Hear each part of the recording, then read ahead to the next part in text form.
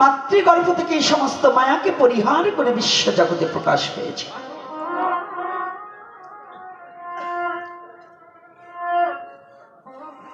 দ্বিতীয়তে যার উদ্দেশ্য উপলক্ষ করে অব্যক্ত কথা অব্যক্তই থেকে যেত, যদি অমন একজন পাত্র না পাওয়া যেত, দানের বিষয় যতই ভালো হোক না কেন, যদি পাত্র ভালো না হয় তাহলে দান করা যায় না। আপনারা এখন দেখছেন আদি সনাতন অফিসিয়াল ইউটিউব চ্যানেল।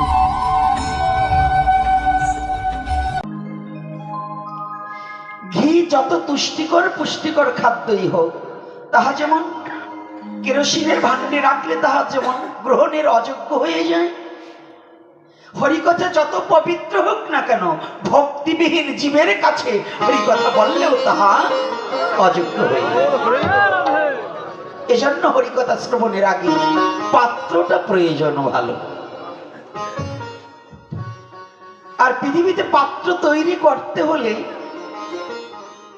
সনাতন ধর্মে এমন স্তরে স্তরে আমাদের সাজিয়ে দিয়েছে, শুধু একটু বুঝতে পারলে সনাতন ধর্ম যে কত সহজ, এটা অনেক জীব, আমাদের অনেক সনাতনী জীব এটা উপলব্ধি করতে জানে না। পৃথিবীতে সনাতন ধর্মের মতো এত সহজভাবে ভগবানকে ভজন করার কৌশল পৃথিবীতে কোনো ধর্মের সৃষ্টি হয়। আমার কথাটা একটু ব্যতিক্রম, কারণ একদিনের আলোচনা তো, যদি বন্দনা বেশি পড়তে যাই তাহলে আলোচনা হারিয়ে যাবে, তাই তো? বন্দনা হতো না, অন্তত আমার বাবার উচিত ছিল, আমার অসীম বাবার নাম 3 দিন যখন চলছে, কয়দিন নাম? 3 দিন নাম চললে অন্তত 7 দিন ভাগবত দেওয়া উচিত। নাম 3 দিন চললে ভাগবত 7 দিন দেওয়া উচিত। কারণ বীজ বপন করা সহজ, কিন্তু আগাছা পরিষ্কার না করলে বীজ যে নষ্ট হয়ে যাবে। নাম হচ্ছে বীজ, এটাকে হৃদয়ে প্রবেশ করাতে হলে যদি দেহটা পবিত্র না থাকে, ক্ষেত্রটা যদি পরিষ্কার না থাকে, অপরিষ্কার জমিতে যেমন বীজ ভালো বীজ বপন করলেও তাহা নষ্ট হয়ে যায়, তাহলে এই দেহ পাত্রটা মানবের যতদিন পর্যন্ত ভালো না হয়, যত হরিনাম সংকীর্তন করুক না কেন, পাত্র ভালো না হলে ওই হৃদয়ে কোনোদিন নাম শ্রবণ করে কোনো কাজ হয় না। এজন্য ভাগবত হচ্ছে ক্ষেত্র পরিষ্কার করার একটা অস্ত্র। নাম দেওয়ার আগে কেন ভাগবত? নামে যদি কলির যুগে শ্রেষ্ঠ হবে। মহাপ্রভু বললেন এই কলির কালে হরের নাম হরের নাম হরের নামেই বকে বললাম, কলৌ নাস্তব্য নাস্তব্য নাস্তব্য গতির অন্যথা। তাহলে হরি নামে যদি শ্রেষ্ঠ হয়, তাহলে আমাদের ভাগবত কেন প্রয়োজন হয়? নাকি রাধে রাধে? তাহলে নামের আগে কেন ভাগবত? এটার কারণই হচ্ছে একটা, জমিতে বীজ বপন করার আগে যেমন তাকে পরিষ্কার করতে হয়, নামকে বপন করার আগে, হৃদয়ে মাঝে বপন করার আগে ভাগবত ভক্তির দ্বারা হৃদয়খানাকে পরিশুদ্ধ করতে হয়, যাতে হৃদয় মাঝে নামের অঙ্কুরিত হয়। কোটি কল্পকাল যদি করো নাম সংকীর্তন, তথাপি না মিলবে ব্রজের ব্রজেন্দ্র নন্দন। কোটি কল্পকাল এই নামযজ্ঞ দিলেও কিছু হবে না। কেন হবে না? যদি দেহ পাত্রটা পরিশুদ্ধ না হয়। আর এই পরিশুদ্ধ নাম পরিশুদ্ধ করার জন্যই একান্ত প্রয়োজন হচ্ছে ভাগবতীয় কথা, ভাগবতীয় হরি কথা। যাক, তাই এই ভাগবতীয় কথা বলতে হলে কিছু জ্ঞান এবং কিছু গুণের প্রয়োজন। আমি সেই জ্ঞান এবং গুণ থেকে সসম্পূর্ণভাবে অযোগ্যজন। তবে আজকে একটু কষ্ট পাচ্ছি, সাধুরা দূরে বসে থাকলে একটু কষ্ট হয়। সাধুদের দিতে হবে সামনে, কারণ যাদের বদন দেখা আর ভগবানের বদন দেখা একই হয়। সাধুর বদন আর ভগবানের বদন একই হয়, কারণ ওই দেহটা তো সাধুর দেহ, কিন্তু সাধুর দেহ থাকে না। যেমন আপনারা অনেকে আপনাদের এই অঞ্চলে এখনো আছে, ভাইগনাকে গরু দান করে না? এই দান করে কি না? এখন একটু গরুর দাম বেড়ে গেছে তো এখন একটু দাম কম করে, কিন্তু আগে করত। তো যে গরুটাকে ভাগ্নাকে দান করে দিয়েছেন, সে গরুর 20 কিলোই দুধ হোক আর 15 কিলোই হোক, ওইটার প্রতি আর কোনো অধিকার থাকে নাকি? ওইটার প্রতি অধিকার থাকে আপনার? দান করা বস্তুর কোনো অধিকার থাকে? তাই সাধুর দেহটা হচ্ছে ভগবানের চরণে অর্পণ করে দেওয়া, ওই দেহখানা ভগবানের হয়ে যায়। এজন্য সাধুর বদন দেখা আর ভগবানের বদন দেখা একই হয়ে যায়। রাধে রাধে। এক না দুই? এক না দুই? বিশ্বাস আছে কি? কৃষ্ণলীলায় এরকম দৃষ্টান্ত আছে, গৌরলীলায়ও আছে। ভগবানকে ভক্তকে আঘাত করায় ভগবান কষ্ট পেয়েছে, আছে না? তাহলে এটা কারণ কি? অর্থাৎ ওই দেহখানা কার? ভগবানের। তাহলে কার দেহ ভগবানের? ভক্তের দেহ ভগবানের, আমার দেহটা নয়। কারণ আমি তো ভক্ত হতে পারি নাই। ভক্তকে বড় বিল্ডিং আলা বাড়ির ওই বাড়ি না? হ্যাঁ, ভালো মন্দির করেছে ওই বাড়ি ভক্ত না? হ্যাঁ, তাই না? উনি ভক্ত না? দিন ভরে মালা জপ করে তিনি ভক্ত না? কি দিন ভরে মালা জপ করলে তিনি ভক্ত না?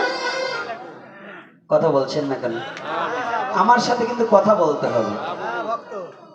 অনেকে বলেন যে ভাগবতে কথা বলা যাবে না। কোন কথা বলা যাবে না? ভাগবতে কোনো প্রশ্ন করা যাবে না। কোনো প্রশ্ন করা যাবে না। ভাগবতটাই প্রশ্ন দিয়ে শুরু। কি প্রশ্ন দিয়ে শুরু? যে ব্যক্তি প্রশ্ন করেছিলেন সে ব্যক্তি কে গো? যার কথা পূর্বে বলিয়াছিলাম তিনি হচ্ছে মায়াতেগী, আর যার কথা বলবো তিনি হচ্ছে মাতৃগর্ভে থেকেই ভগবানের রূপ দর্শনকারী। ভাগবতে অন্য কাউকে এমন সিদ্ধান্ত দেওয়া হয়নি, শুধু একজন ব্যক্তির সিদ্ধান্ত দেওয়া হয়েছে। সনাতন ধর্মে অন্য কোন গ্রন্থে এত বড় সিদ্ধান্ত দিতে পারেনি যে মাতৃগর্ভে ভগবান নিজে গিয়ে তাকে বক্ষে জড়িয়ে ধরে রক্ষা করেছেন। একমাত্র তিনিকে পাণ্ডু কুলদেভ রাজাধিরাজ মহারাজ পরীক্ষিত। যেমন বক্তা তেমন শ্রোতা।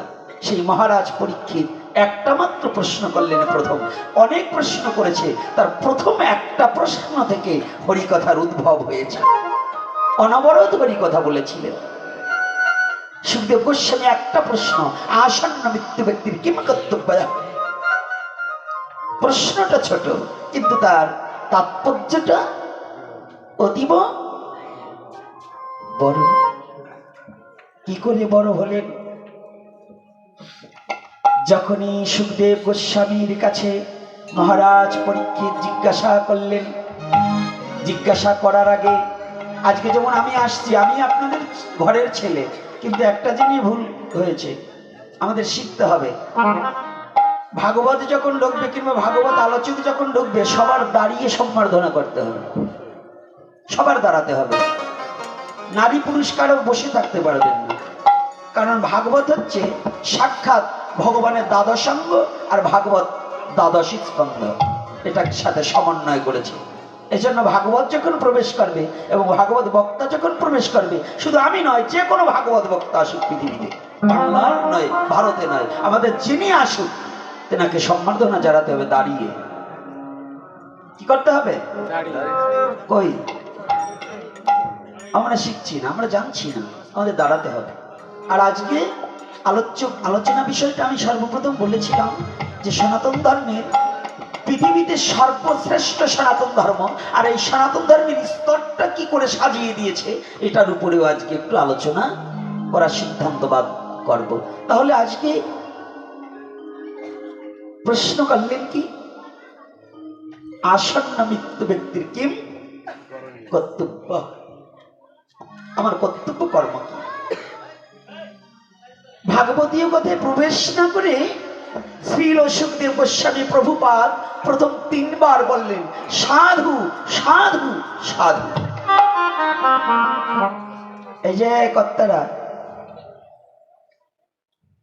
এই সাধু কথাটা জানার আগে আসুন আমরা মালাটাকে পরিধান করিয়ে দেই ভগবান। তবে আমার অসীম বাবার আজকে একটু না বলে ছাড়বো না। সব ঠিক আছে, মালাটা কিন্তু ঠিক হয় নাই। চেয়ারম্যান আসলে, এমপি আসলে ভালো মালা কেনেন, কিন্তু ভগবানের জন্য একটু ভালো মালা হবে না কেন?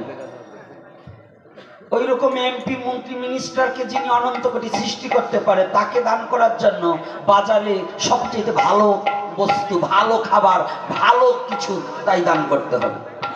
এজন্য এই যে মালা, এটা কিন্তু বনমালা হয়নি। বনমালা হবে নাভির নিম্নদ্বার পর্যন্ত করতে হবে, নাভির নিচে যেতে হবে। আর কাগজের মালা কিন্তু ভগবানের জন্য না, যাতে মধু হয় না, সেই মধুবিহীন পুষ্পের মালা কখনো ভগবানকে দান করা যাবে না।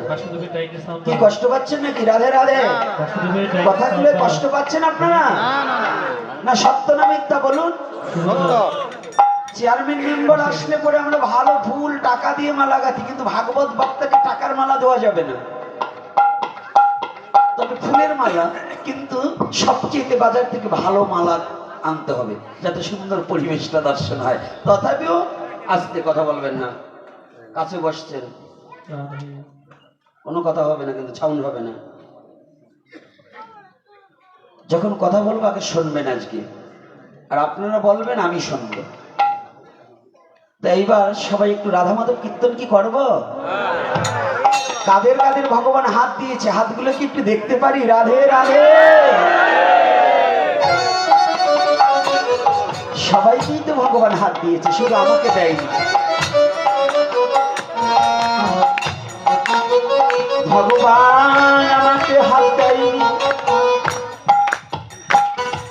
যে হাত থাকিতে ভগবানের চরণে তুলসী দেওয়া হয় না।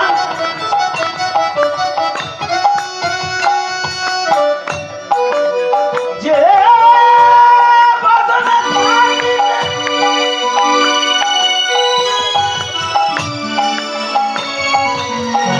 বদনে ভগবানের নাম করা হয় না, সে বদনে থাকিতেও সে বদনে বোবা।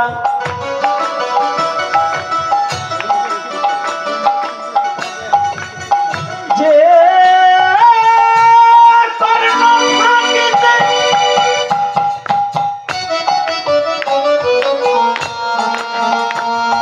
আমার ভগবানের নাম শ্রবণে করা হয় না,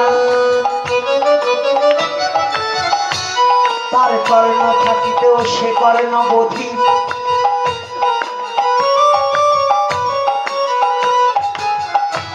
তাই আসুন আমরা সবাই প্রাণ ভরে রাধা মাধব কীর্তন করব। যার হাতে কিছু আছে সে সেটা বাজাবে, যার হাতে কিছু নেই সে করতালি দেবে, যেন হাত আজকে ফাঁকা থাকে না। আজকে দেখো কারা ভগবানকে ভালোবাসে আর কারা বাসে না।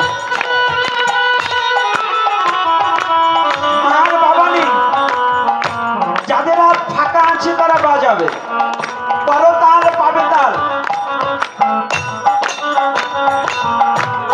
করতালি দিয়ে রাধা মাধব কীর্তন করবে। আর যাদের হাত কিছু আছে তারা সেটা বাজাবে, তাই না? আসুন আমরা সবাই সবাই আমার তালও নেই। আর বিগত আজকে দেখুন ঢাকা থেকে 6:30টার পরে আমি ভাঙাতে নেমেছি, সেই অবস্থায় আপনাদের চরণ দর্শন করার ছুটে এসেছি। জানি তো আজকে বেশি হয়ে গেছে, তথাপিও আপনাদের চরণে ধূলিকণা শিরে দিয়ে একটু আশীর্বাদ করবেন। যতটুক সময় বসে থাকি ততটুক সময় যেন গুরু গোবিন্দের, গুরু গৌরাঙ্গের কথার মধ্য দিয়ে সময়টা অতিবাহিত করতে পারি। আসুন সবাই মিলে একটু রাধা মাধব কীর্তন করি। জয় রাধা মাধব, জয় কুঞ্জ বিহারী, জয় রাধা মাধব,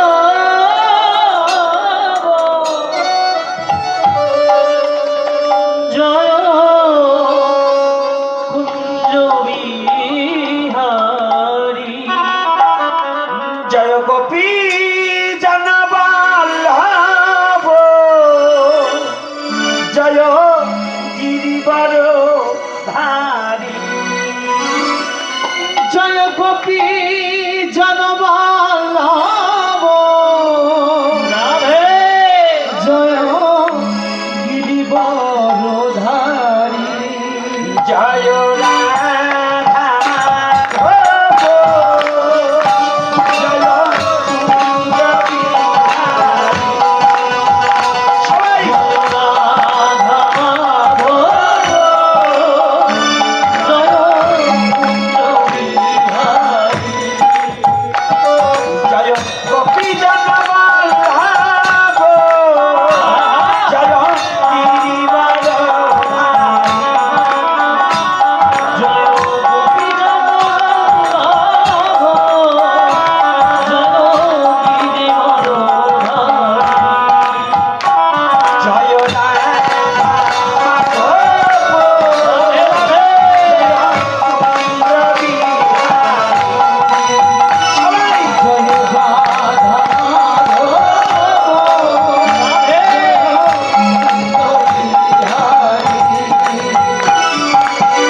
যশোদানন্দন ব্রজ জনরঞ্জন,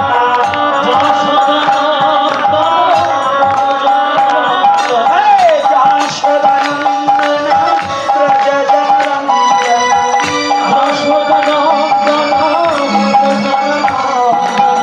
জানকী রমণচারী,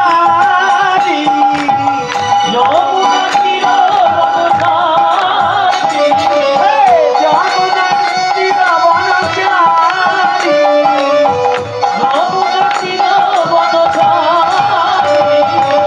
কুঞ্জ বিহারী।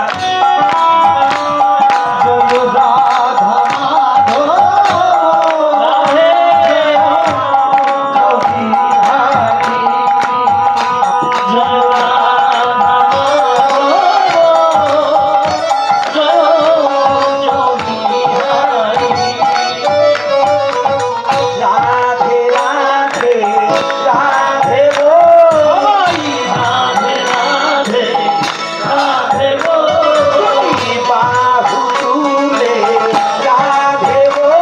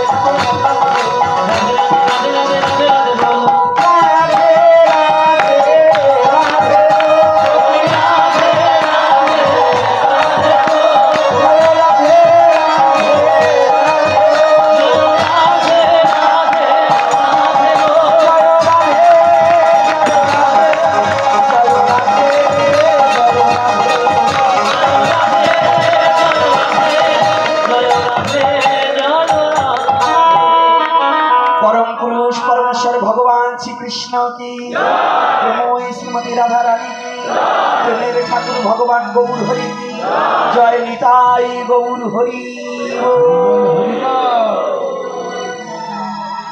जय निताई जय गौर हरि बोल जय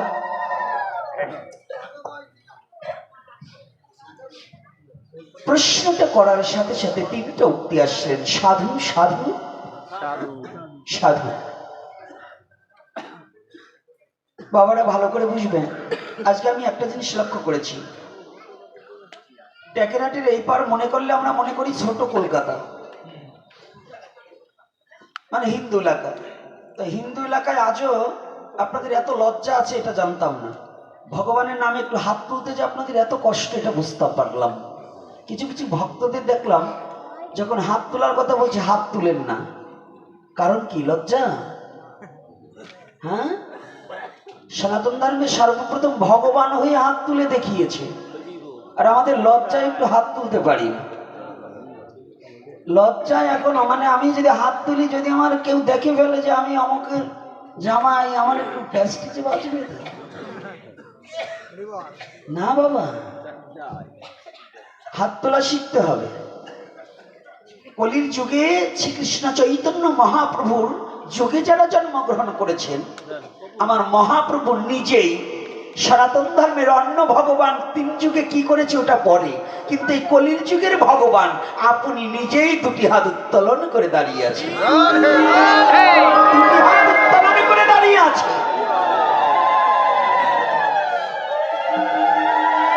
আপনি না করলে ধর্ম শিখানো না যায়, এই তো সিদ্ধান্ত গীতা ভাগবতে গায়।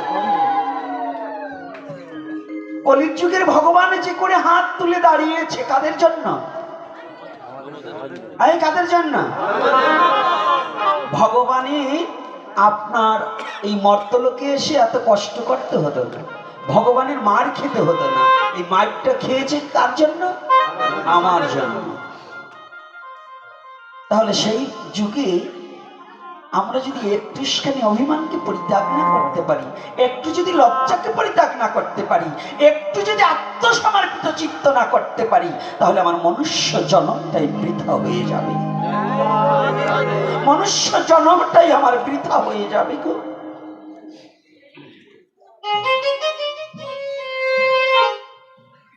যখনই বলছেন আসন্ন মৃত্যু ব্যক্তির কিম কর্তব্য, শ্রীল সুখদেব গোস্বামী প্রভুপাদ অন্যদিকে চিন্তা না করে তিনটা উক্তি করলেন, সাধু সাধু সাধু।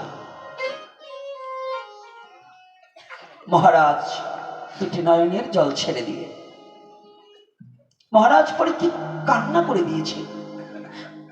মণিবর, আপনি কাকে সাধু বলছেন? অভিশপ্ত জীবনে তো কোনোদিন সাধু হওয়া যায় না। আমার জীবনটা অভিশপ্ত, আমার এই অভিশপ্ত জীবনে আমি তো সাধু হতে পারিনি। একটিবার কথাটা একটু ভাবতে হবে। সনাতন ধর্মের গ্রন্থগুলো এমন করে জীব শিক্ষা দেবার নিমিত্তে আলোচনা হয়েছে এবং লিপিবদ্ধ করা হয়েছে, আমার মতো মূর্খ জীব শাস্ত্র কি বলছে বুঝতে পারি না, তাই শাস্ত্রটাকে হৃদয়ে ধারণ করতে পারি না। আর ভাগবত হচ্ছে এমন একটা অস্ত্র, মায়া মুক্ত করার অস্ত্র। ভাগবত শ্রবণাম মঙ্গলাম শুধু শ্রবণ করেছি, কিন্তু তার প্রত্যক্ষ মূর্তিমান হচ্ছে সুখদেব গোস্বামী। মাতৃগর্ভে ভাগবত শ্রবণ করে মায়া মুক্ত হয়েছিল। ভাগবত এমন একটা জিনিস, একটা প্রত্যক্ষ আর একটা পরাক্ষ। প্রত্যক্ষ কোনটাকে বলছে? নিজে শ্রবণ করা, আর পরাক্ষ হচ্ছে পরের কাছে শ্রবণ করা। শ্রীল সুখদেব গোস্বামী প্রভুপাদ পরাক্ষ ভাবে মাতৃগর্ভে থেকে প্রত্যক্ষ নয় পরাক্ষ ভাবে শ্রবণ করেও মায়ামুক্ত হয়েছে। আর আমরা এত হরিকথা শ্রবণ করার পরেও আমাদের বিন্দু মাত্র মায়া মোহটাকে পরিত্যাগ করতে পারছি না। কারণ কি? মূলত কারণ কি? অর্থাৎ আমাদের সঠিক শ্রবণ হচ্ছে না, সঠিক শ্রবণে হচ্ছে না।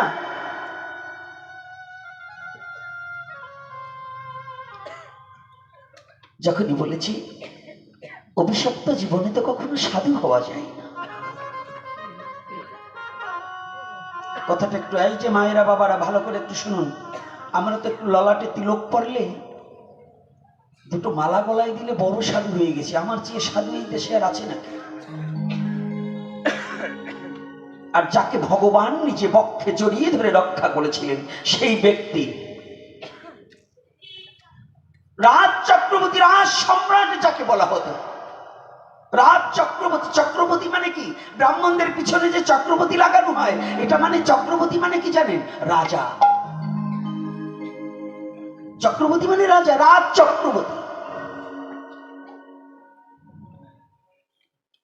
তাহলে রাজ চক্রবর্তী একমাত্র মহারাজ পরীক্ষিতের পিছনে ছিল রাজ চক্রবর্তী, নাকি বাবা? কার পিছনে ছিল? মহারাজ পরীক্ষিতের পিছনে রাজ চক্রবর্তী ছিল না? মানে রাজাদেরও রাজা। সে ব্যক্তি আজ কি বলছে? মহারামণি আমাকে সাধু বলছে। সাধু হতে হলে যে গুণের প্রয়োজন যে যোগ্যতার প্রয়োজন তার একটাও তো আমার মধ্যে নেই।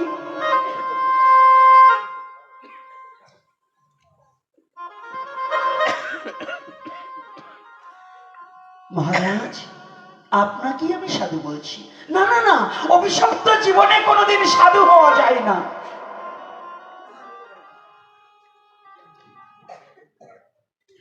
আমি কখন সাধু হব? শ্রীল সুখদেব গোস্বামী প্রভুপাদ বললেন, মহারাজ আপনি যে কখন সাধু হয়েছেন আপনাকে বলছি। আপনার পিতামহর চেয়ে অতীব উত্তম প্রশ্ন আপনি করিয়াছেন। মহারাজ, পরীক্ষিতের পিতামহ কে গো? অর্জুন। হ্যাঁ, অর্জুন। অর্জুন, তাই তো। পিতামহ মানে ঠাকুর দাদা, পিতামহ মানে ঠাকুর দাদা। যুব সমাজ যখন আসছে, যুব সমাজদের আজকাল তো আমাদের পিতৃ পরিচয় হারিয়ে যাচ্ছে। সনাতন ধর্মের ছেলে মেয়েরা পিতামহ কাকে বলে, প্রপিতামহ কাকে বলে, এগুলো হারিয়ে যাচ্ছে। পিতাই তো চেনে না, এখন ড্যাড চেনে, পিতা চেনে না। এখন জল চেনে, পানি চেনে, জল চেনে না। কথাটা বুঝতে পারছেন? এখন চেনে না, চেনে। সনাতন ধর্মের ছেলে মেয়ে এদের এখন প্রাচ্য দেশের ভিন ধর্ম ভাষাটাকে প্রয়োগ করছে, সনাতনী ভাষাটাকে ভুলে যাচ্ছে। এরা আর কয়দিন পর বাবার নামও ভুলতে বসে গেছে। আর বাবার নাম তো ভুলেই গেছে। তোমরা যাকে বাবা বলছো তো ক্ষণস্থায়ী বাবা, কিন্তু চিরস্থায়ী পিতাকে, জগতের পিতা কৃষ্ণ তাহে চেনা ভজে বাপ, পিতৃদধি পাতকির হয় জন্মে জন্মে তার। এখন সনাতন ধর্ম অবলম্বনকারী অনেক অনেক পথমত সৃষ্টি হয়ে জগৎ পিতা পরমেশ্বর ভগবান কৃষ্ণকে ভুলে যাচ্ছে। এরা কৃষ্ণ নিন্দায় উন্মুখ। কৃষ্ণ নিন্দা করলে এদের আনন্দ বাড়ে, কিন্তু স্বয়ং ব্রহ্মা বললেন জগতের পিতা কৃষ্ণ তাহে চেনা ভজে বাপ, পিতৃদধি পাতকির হয় জন্মে জন্মে তার। যে চতুর্মুখ ব্রহ্মা, সৃষ্টিকর্তা ব্রহ্মা, তিনি নিজেই বলেছিলেন ঈশ্বর পরম কৃষ্ণ সচ্চিদানন্দ বিগ্রহ অনাদির আদি গোবিন্দ সর্ব কারণের কারণ। কথাটা কষ্ট পাবেন না, আমার আলোচনাগুলো একটু এইভাবেই, কষ্ট পাবেন না। আর কষ্ট পাইলেও আমার কিছু করবার নেই। জগতের পিতা কৃষ্ণ, আমার একার পিতা নয়, অনন্ত কোটি ব্রহ্মাণ্ডের পিতা কৃষ্ণ তাহে চেনা ভজে বাপ। আজকে আমরা পরম পিতাকে, ব্রহ্মা কি বলছে, ঈশ্বর পরম কৃষ্ণ। পৃথিবীর অন্য কোন দেবতা অন্য কারোকে বলেনি, চতুর্মুখ ব্রহ্মা সাক্ষাৎ বলেছেন ঈশ্বর পরম কৃষ্ণ। শুধু কৃষ্ণ নয়, পরম কৃষ্ণ। এই প্রতিটা কথার তাৎপর্য হৃদয় দিয়ে অনুভূতির জগতে, ভজনের জগতে যদি জাগ্রত না করা যায়, শুধু পড়ে গেলে কৃষ্ণ তত্ত্ব উপলব্ধি করা সম্ভব নয়। শুধু বই পড়ে কোনোদিন কৃষ্ণ তত্ত্ব উপলব্ধি করা যায় না। কৃষ্ণ তত্ত্বটাকে উপলব্ধি করতে হলে ভজন করে প্রেমের দেশে পৌঁছাতে হবে, হৃদয়ে প্রেম ধারণ করতে হবে। শুষ্ক দেহে কোনোদিনও কৃষ্ণ তত্ত্ব উপলব্ধি করা যায় না। যারা কৃষ্ণ নিন্দাকারী তাদের প্রেম নেই, প্রেমবিহীন দেহ। রসবিহীন ইক্ষুকে চিবালে যেমন আনন্দ পাওয়া যায় না, প্রেমবিহীন ব্যক্তির মুখে হরি কথা কৃষ্ণ কথা শ্রবণ করে কোনোদিন তার মহত্ব উপলব্ধি করা যায় না। এজন্য প্রেমিক হতে হবে। আর প্রেমিক হতে হলে দৈন্যের মূরতি হতে হবে। দৈন্যের মূরতি হতে হলে অভিমান পরিত্যাগ করে শুধু সাধুগুরু বৈষ্ণবের চরণ প্রান্তে গিয়ে আপনাকে বিলিয়ে দিতে হবে।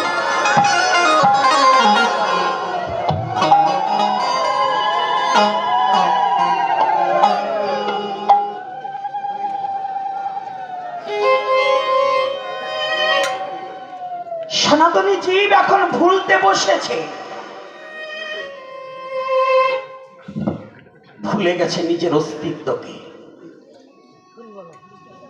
ভুলে গেছে আপনাকে। আমি কে?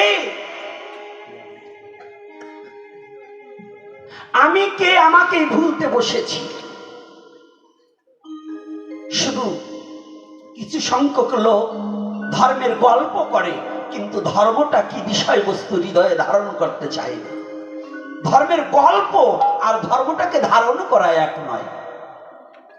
গল্প দিয়ে মানুষকে ঠকানো যায়, কিন্তু ধর্মটাকে ধারণ করে পশুত্ব স্বভাব দূরীভূত করে সঠিক মানুষ হওয়া যায়। ধর্মটাকে হৃদয়ে ধারণ করলে মানুষ হওয়া যায়, আর ধর্মের গল্প করলে পশুত্ব স্বভাব বৃদ্ধি পায়, অহংকার বৃদ্ধি পায়, ক্রোধ বৃদ্ধি পায়, লোভ বৃদ্ধি পায়, কিন্তু তাতে মানুষ হওয়া যায় না। আমাদের ওই যে বললাম দুপুটা তিলক, একটু দাদার সঙ্গে তিলক পড়লে, একটু মালা নিলে, একটু রঙিন কাপড় পরলে ভাবি আমি গোপীনাথ যে সাধু হয়েছি, এরকম সাধু বুঝি আর এই দেশে কেউ নেই, কিন্তু তখন সাধু হওয়া যায় না। মুনিবর কি বললেন, কি সাধু বাবার আবার কষ্ট পাচ্ছেন নাকি? তিলক পড়া বাবার আবার কষ্ট পাইয়েন না। আমি ওখানে বলছি না, তিলক ভালো জিনিস, কিন্তু আমার কারণে নষ্ট হয়ে যাচ্ছে তিলকের মান। আমার কারণে নষ্ট হচ্ছে না? তিলক ভালো জিনিস। কি বাবা, তিলক ভালো জিনিস না, কিন্তু নষ্ট হচ্ছে কার কারণে? যেমন দুধ ভালো জিনিস, পুষ্টিকর তুষ্টিকর খাদ্য, কিন্তু সাপে যদি খায় ওইটা দেখে কেউ খাবেন? কেন খাবেন না? দুধের দোষ না সাপের দোষ? ভালো করে বলতে হবে যুবক ছেলেদের, কি কার দোষ? না দুধের দোষ না, সাপের দোষ, কারণ ওর মুখে বিষ আছে। তাহলে তিলকমালা ভালো জিনিস, কিন্তু আমার মতো অপাত্রে গ্রহণ করেছে বিধায় ওই তিলকমালার মান সম্মান কমে যাচ্ছে। কিন্তু তিলক মালা হচ্ছে প্রকৃত সাধুর জন্য, আমার মতো ভণ্ড বাতুলের জন্য নয়। এইবার বলছে আপনি যে কখন সাধু হয়েছেন, আপনার পিতামহর চেয়ে অতি উত্তম কথা আপনি বলিয়াছেন। এটা কেমন কথা? আমাদের হিন্দু সমাজে তো এখনো বয়সে একটু বুড়ো হলি পরে সে যা বোঝে তাকে পোলাপানে বোঝে নাকি? কি বলেন? তুই কি বুঝিস, আমি তোর চেয়ে বয়সে বড়, এরকম কিছু শয়তান বচ্চাত আছে না? কিছু বুড়ো হয়ে গেছে, হরিনামের মালা হাতে নেবে না, মন্দিরের বারিন্দায় বসে তাস খেলবে, ওই শয়তান আবার জারিতে কয় আমি যা বুঝি তুই তা বুঝিস নাকি? এই জায়গা নাই, এইখানে বোধহয় ওই রকম শয়তান এই জায়গায় থাকতে পারে না। আর যদি থাইকে থাকে ওই শয়তান গুলো মনে মনে ভাবতেছে যে আমি যে তাস খেলাই এই গোসাই দেখলো কি করে, বুঝেন তো? ওই শয়তান যতই বুড়ো হোক, শয়তানি বুদ্ধি তো আর ভোলে না। বানর যতই বৃদ্ধ হোক, লাভ কি ভোলে? সহসা ভোলে না। তাই বয়স যতই হোক, যদি সে ভক্ত না হয়, যদি সে জ্ঞানী না হয়, তার কথা কখনোই ধর্মে গ্রহণ করা যাবে কি? রাধে রাধে, গ্রহণ করা যাবে? বয়স 80 বছর হোক, তার যদি বাচলতা না যায়, তার কথা কি গ্রহণ করা যাবে? আর যদি ছোট বয়স হয়, এই ভাগবত থেকে আমি আজকে প্রমাণ দেখিয়ে দেব। যদি একজন ব্যক্তি বলতে পারে যে আপনার এই কথা রং, তাহলে দাঁড়িয়ে আমাকে বলুক, আমি এই ভাগবত থেকে প্রমাণ দিয়ে দেব যে ভাগবতে বাচ্চা যা বুঝেছে তা জ্ঞানীজন বড় বয়স্কজন তা বুঝতে পারেন। কোথায়? যেদিন শ্রীল সুখদেব গোস্বামী ভাগবতীয় কথা ব্যক্ত করলেন মহারাজ পরীক্ষিতের কাছে, সেদিন তার পিতা ছিল, তার পিতামহ ছিল, তার প্রপিতামহ ছিল, ছিল না? ব্যাসদেবের বাবা ছিল না? সেখানে দণ্ডায়মান ছিল, কেউ ওখানে হরিকথা বলার অধিকার পায়নি। অতটুকু ছেলে সে হরিকথা ব্যক্ত করলেন। এর কারণ কি? সনাতন ধর্ম যোগ্য পাত্রের বিচার করতে জানে। রাধে রাধে। সনাতন ধর্ম জানে যোগ্য পাত্রের বিচার করতে। এজন্য ছোট হলেও তার মধ্যে যদি সেই প্রেম ভক্তি থাকে, তাকে সম্মান দিতে কোনো বাধা নেই। 80 বছরের একটা বয়স্ক লোক মালা তিলক নেই, একাদশী করবে না, ভগবানের নাম করবে না, কিন্তু 8 বছরের একটা ছেলে যদি মালা তিলক পড়ে, সে যদি হরি নাম করে, প্রণামটা কাকে দেবো গো? কাকে দেবে? না, ওই বুড়োটারে দেবো।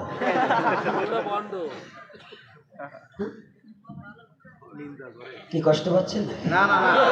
বলুন এগুলো হচ্ছে কি না? ভাগবত হচ্ছে দর্শন, সনাতন ধর্মের শাস্ত্র হচ্ছে দর্শন।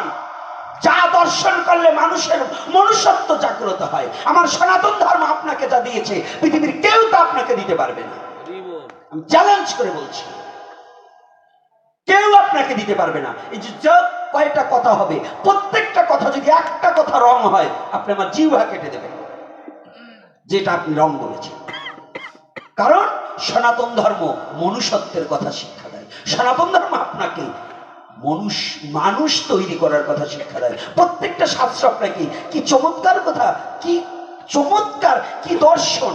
শুধু পড়লে তো বসবেন না, এটাকে একটু উপলব্ধি করুন যে যেখানে ব্যাসদেব আছে, পরাশর আছে, বৈশিষ্ট্য আছে, সবাই ওখানে আছে। তার মধ্যে অতটুকু ছেলে ব্যাসের নন্দন, সে হলেন যোগ্য পাত্র।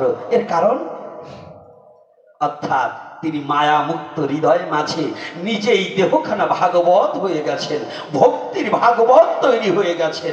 তিনখানা ভাগবত। ভাগবত কয়খানা?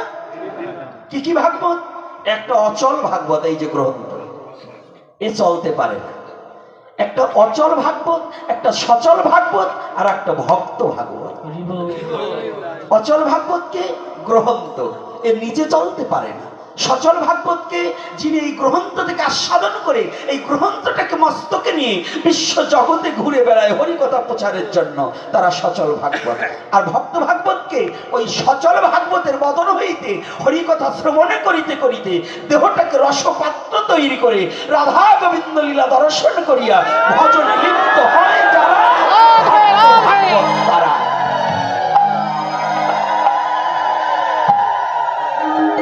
এই তিনখানা ভাগবত। কয়খানা? মিথ্যা নাকি? কি মিথ্যা কথা? তাহলে এখানে কি বললেন?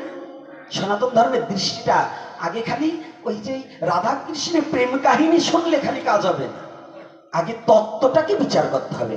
আগে বস্তু নির্দেশে করে তত্ত্বেরই বিচার। আগে বস্তুটা কি, বস্তু যদি উপলব্ধি না করতে পারেন তাহলে তত্ত্ব জেনে কোনো লাভ নেই। দুধে আপনার অনেক পুষ্টি, অনেক তুষ্টি, যদি দুধই না জোগাড় করতে পারেন তাহলে তুষ্টি আর পুষ্টি দিয়ে কাজ হবে কি? তাহলে আগে কি বস্তু। তাহলে সনাতন ধর্মের বস্তুটা কি, এইটাকে উপলব্ধি করা একান্ত কি। আজকে কান্নাকাটি বন্ধ, কান্নাকাটি আজকে বন্ধ। ওই মরা পুরাইনে কান্নাকাটি বহুত হয়েছে, আজকে কান্নাকাটি বন্ধ। আজকে ভগবানের কথাটাকে একটু উপলব্ধি করার চেষ্টা করতে হবে। রাধে রাধে। এই যে মা, মস্তক ঢাকতে হবে একেবারে প্রত্যেকটা মা। কি গরম কি আমার চেয়ে বেশি পড়ছে নাকি? প্রত্যেকগুলো মস্তক ঢেকে বসতে হবে। কষ্ট পাচ্ছে মা? মস্তকটা না ঢেকে বসলে, এখানে তো অনেক লোক আসছে। আজকে যাবো ওই পাড়া, আজকে দেখি কয় ঘন্টা গৌরহরি কি বলায় নাকি। হ্যাঁ, বসে থাকবেন তো? কারা কারা বসে থাকবেন না, আবার চলে যাবেন? আবার বেতলে কথা বললে আবার উঠে হাঁটা দিয়েন না, কারণ আমাদের তো দোষ আছে। যত সময় আমার পক্ষে কথা পড়ে কয় হয় এটাই ঠিক, আর যখন একটু বিপক্ষে পড়ে কয় গুসাই যা বললো একটাও ভালো না। এটা তো মানে নিজের বিপক্ষে পাচ্ছে, এই জন্যটা ভালো না। এটা আমাদের দোষ আছে। তো এইবার শুনুন, কত চমৎকার করে সিদ্ধান্ত ভাগবতে দিয়েছে, এইটাকে একটু উপলব্ধি করতে হবে। কত চমৎকার সিদ্ধান্ত। বলছে আপনি যে কখন সাধু হয়েছেন, আপনার পিতামহর চেয়ে অতি উত্তম কথা বলিয়াছেন। তাহলে উত্তম কথা মানে ভালো কথা। এই উত্তম কথা কি? বলছেন আপনার পিতামহ অর্জুন, যার রথের সারথি সাক্ষাৎ ব্রজেন্দ্র নন্দন ভগবান কৃষ্ণ, যার রথের সারথি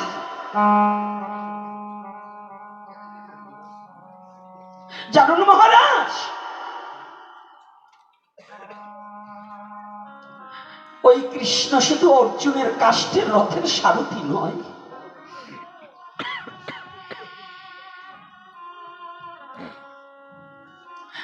আপনার পিতামহ মনে করেছিল ওই কৃষ্ণ বোধহয় শুধু তার কাষ্ঠের রথের সারথি, তা নয়। যে কৃষ্ণ তার কাষ্ঠের রথের সারথি হিসেবে ওই রথখানা পরিচালনা করেছিল না, ওই কৃষ্ণ প্রতিটা জীবের জীবন রথের সারথি।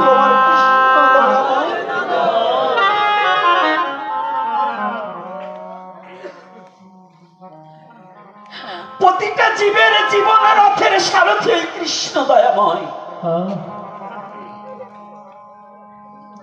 এই দেহরথখানা যতদিন পর্যন্ত প্রাণ কৃষ্ণ না চালায় ততদিন পর্যন্ত চলে না রে। যেদিন এই দেহরথ থেকে কৃষ্ণ নেমে যাবে সেদিন এই দেহরথখানা অকার্য হয়ে পথে পড়ে থাকবে।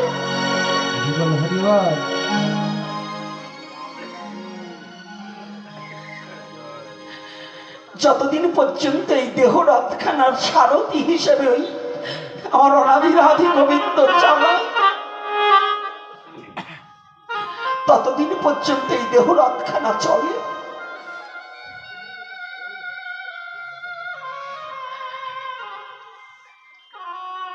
যেদিন তিনি থাকবে না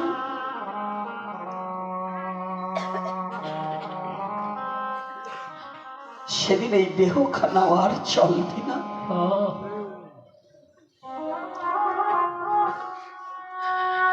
আপনার পিতামহ শুধু ভেবেছিল আমার গোবিন্দকে চিনতে পারেনি, আমার গোবিন্দকে অর্জুন বুঝতে পারেনি।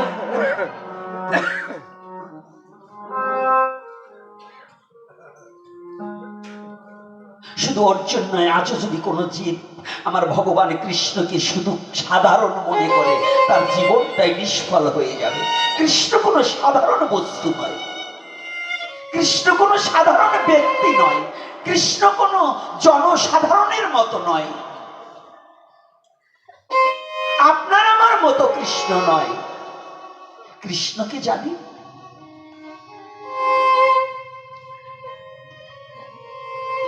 কৃষ্ণ হচ্ছে এমন একটি বস্তু যে বাহিরেও কৃষ্ণ ভিতরেও কৃষ্ণ। প্রতিটা জীবের হৃদয় মাঝে কৃষ্ণ পরমাত্মা রূপে অবস্থান করছে।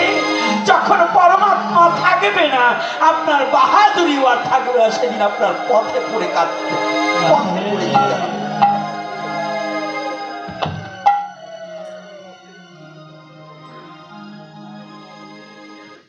এজন্য যেন ভাবু বিজয়বাবু একটা পদ লিখেছে, তুমি যখন যাহা করাও দয়াল রে আমি তখন এই তাহাই করি, তোমার হাতের পুতুল হয়ে নাচি ও দয়াল হরি। মহারাজ, যদি আপনার পিতামহ সেদিন বুঝতে পারত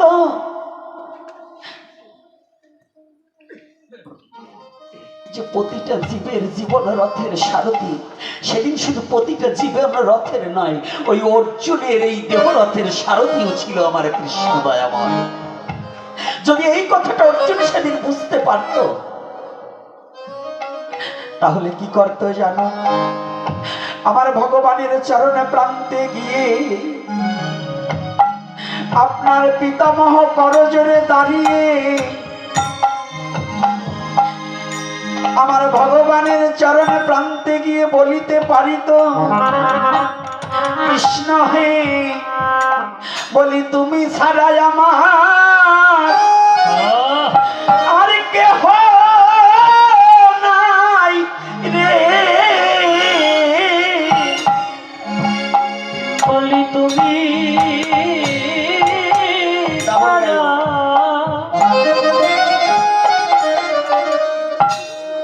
আমার কেহ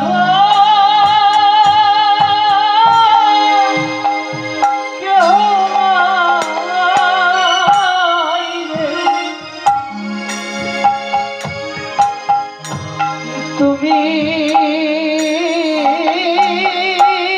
ছাড়া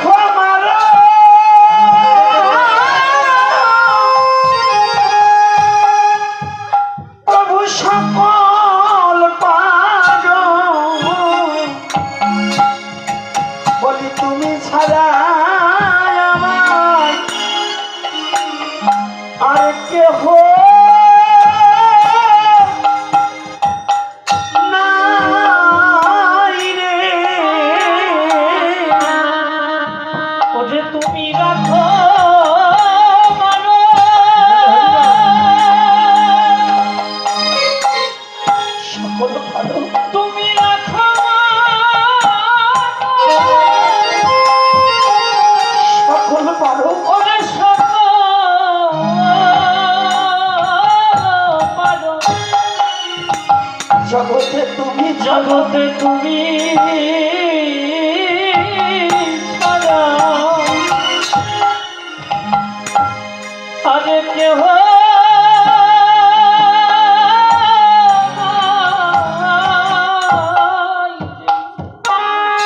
বিশ্ব জগতে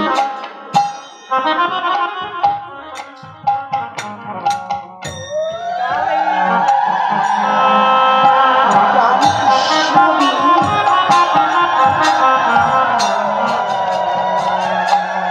আমার গোবিন্দ ভিন্ন বিশ্ব জগতে জীবের আর কেহ নেই।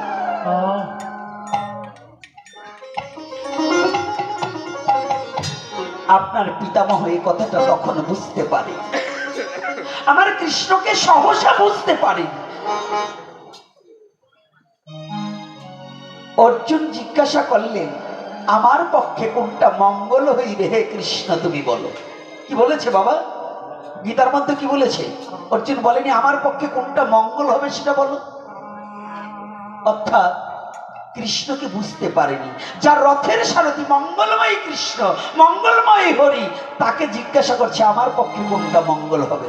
তার তো কোনো কিছু জিজ্ঞাসার প্রয়োজন ছিল না। তাহলে আপনার পিতামহর চেয়ে আপনি উত্তম কথা বলিয়াছেন। কি কথা? যার রথের সারথি আমার মঙ্গলময় হরি, সে জিজ্ঞাসা করছে আমার কোনটা মঙ্গল হবে। আপনি জিজ্ঞাসা করেছেন আপনার কর্তব্য কর্মটা কি, কোনটা শ্রেষ্ঠ? কোনটা শ্রেষ্ঠ? কর্তব্য কর্ম? কোনটা শ্রেষ্ঠ? কর্তব্য কর্ম না? কথাটা এখানে একটা তত্ত্ব লুকিয়ে আছে।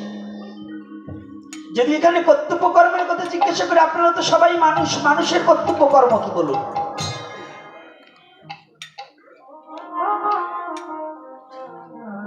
মানুষের কর্তব্য কর্ম কি? আহার নিদ্রা ভয়, পশুরও আছে মানুষেরও আছে, এগুলো কিন্তু কোনো মানুষের কর্ম নয় নাকি বাবা? পশুর আছে না? যৌন ক্ষুধা পশুর আছে না? আহার ক্ষুধা পশুর আছে না? মানুষের আছে যৌন, মানুষের আছে যৌবন আছে, পশুরও যৌবন আছে, নিদ্রা পশুরও আছে, মানুষের আছে। এগুলো কিন্তু মানুষের কর্তব্য কর্ম নয়। মানুষের কর্তব্য কর্ম কি? মনুষ্যকুলে জন্মগ্রহণ করে মনুষ্য দেহটাকে গুরু গোবিন্দের চরণে সুপে দেওয়া, তার চরণে দেহ মনকে জৈবনকে অর্পণে করে দিয়ে গোবিন্দ ভজন করা।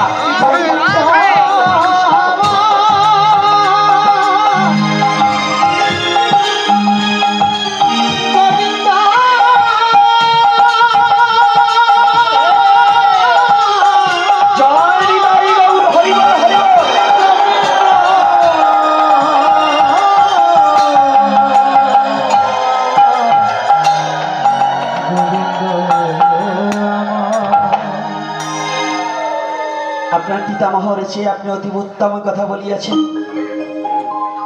আপনি তো সাধু। বলছে না না, আমি সাধু নই।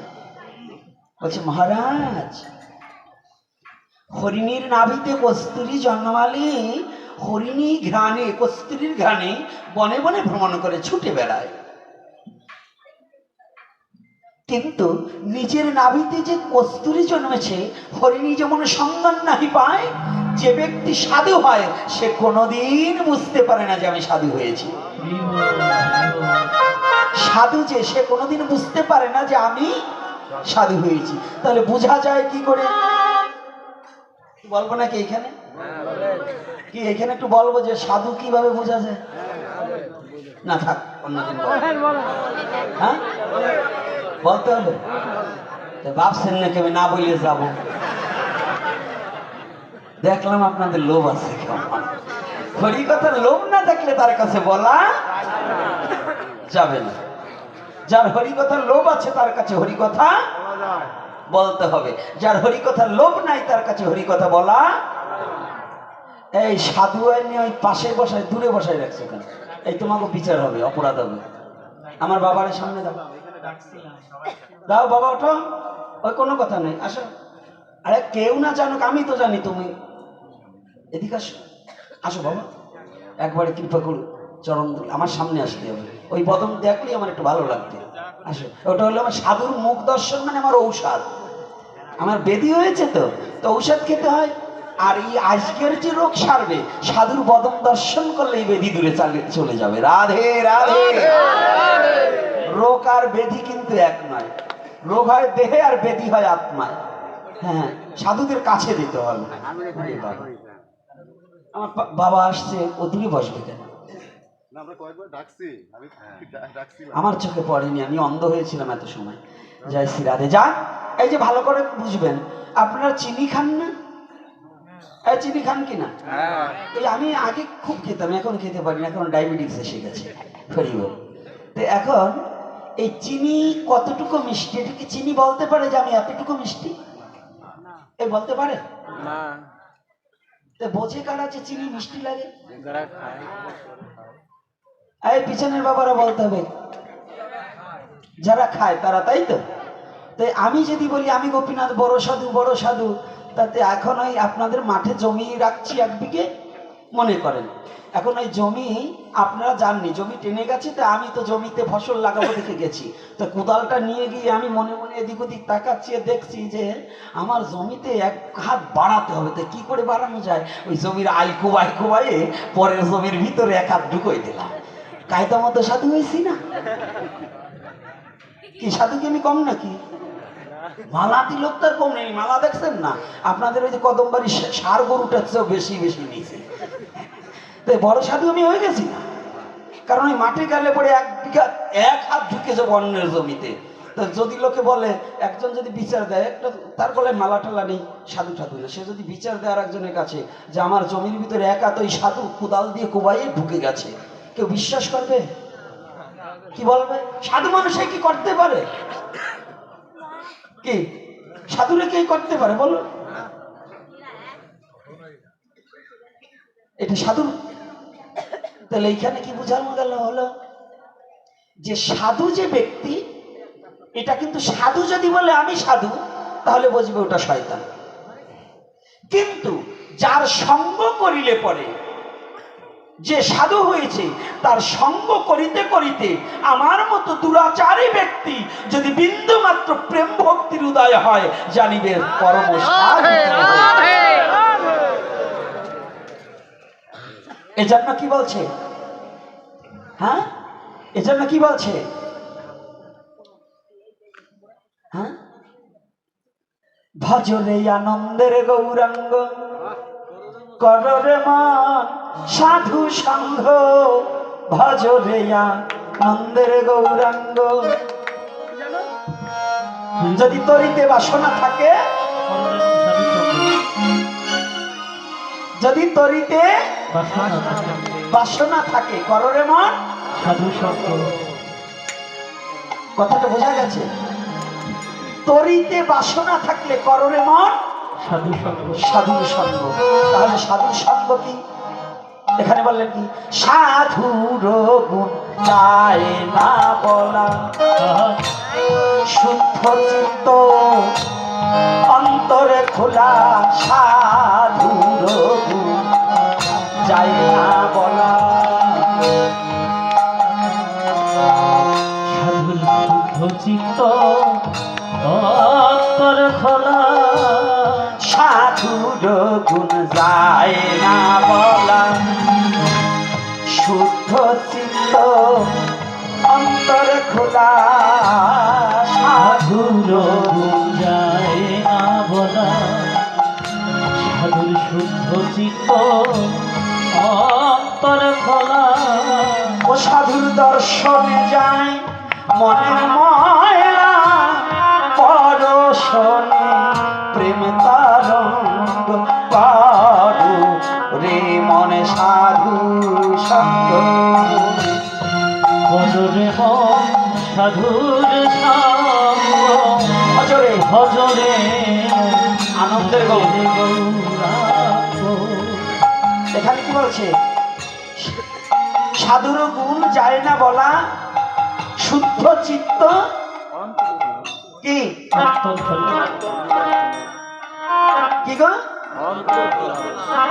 সাধুর গুণ যায় না বলা, শুদ্ধ চিত্ত, চিত্তটা শুদ্ধ। এই যে ভোরবেলা স্নান করে তিলক পড়লে কাকের মতো ঘন ঘন 3 বার স্নান করলে সাধু হওয়া যায় না। কারণ যদি চিত্তটা শুদ্ধ না হয়, দেহ খালি স্নান করে সাবান ঘষে পরিষ্কার করলে হবে না, চিত্তটাকে শুদ্ধ করতে হবে। কষ্ট পাচ্ছেন নাকি কর্তারা? ভাগবত সাক্ষ্য দিচ্ছে, আমি বলছি না। সাধু কখন, কেমন সাধু, তার গুণ বর্ণনা করছেন সাইজি লালন, যে সাধুর চরিত্র কেমন হওয়া কর্তব্য। সাধুর গুণ যায় না বলা, শুদ্ধ চিত্ত, অন্তর খোলা। সাধুর দর্শনে যায় মনের ময়লা, পরশনে হয় প্রেম তরঙ্গ। কোন প্রেম? সাধু পরশনে কিসের কোন প্রেম হয়? কৃষ্ণ প্রেম হয়। প্রেম হলে কি হয়? যার প্রেমের হৃদয়ে উদয় হয়ে যায়, তার ভাব কেমন হয়? যেমন কলির যুগে শ্রীকৃষ্ণ চৈতন্য মহাপ্রভু আমার কৃষ্ণ প্রেমে ভাবিত হইয়া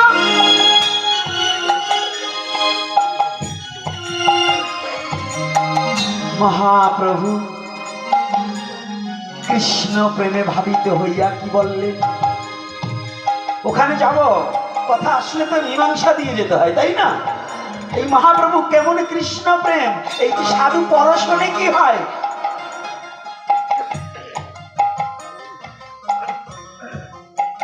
মহাপ্রভু কৃষ্ণ প্রেম হৃদয়ে জাগ্রত হয়ে গেল।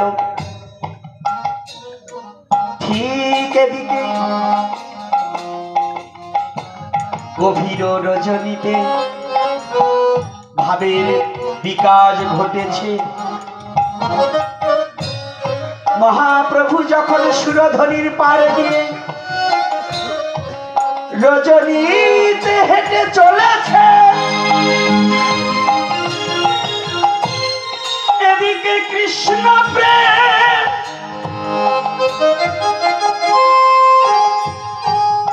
উদয় হয়ে গিয়েছে। গগনে চাঁদ উদিত হয়ে গেছে। যখনই গগনে চাঁদ উদয় হয়েছে, ওই চাঁদের কিরণ ওই গঙ্গার জলে পড়েছে, জলে পড়েছে।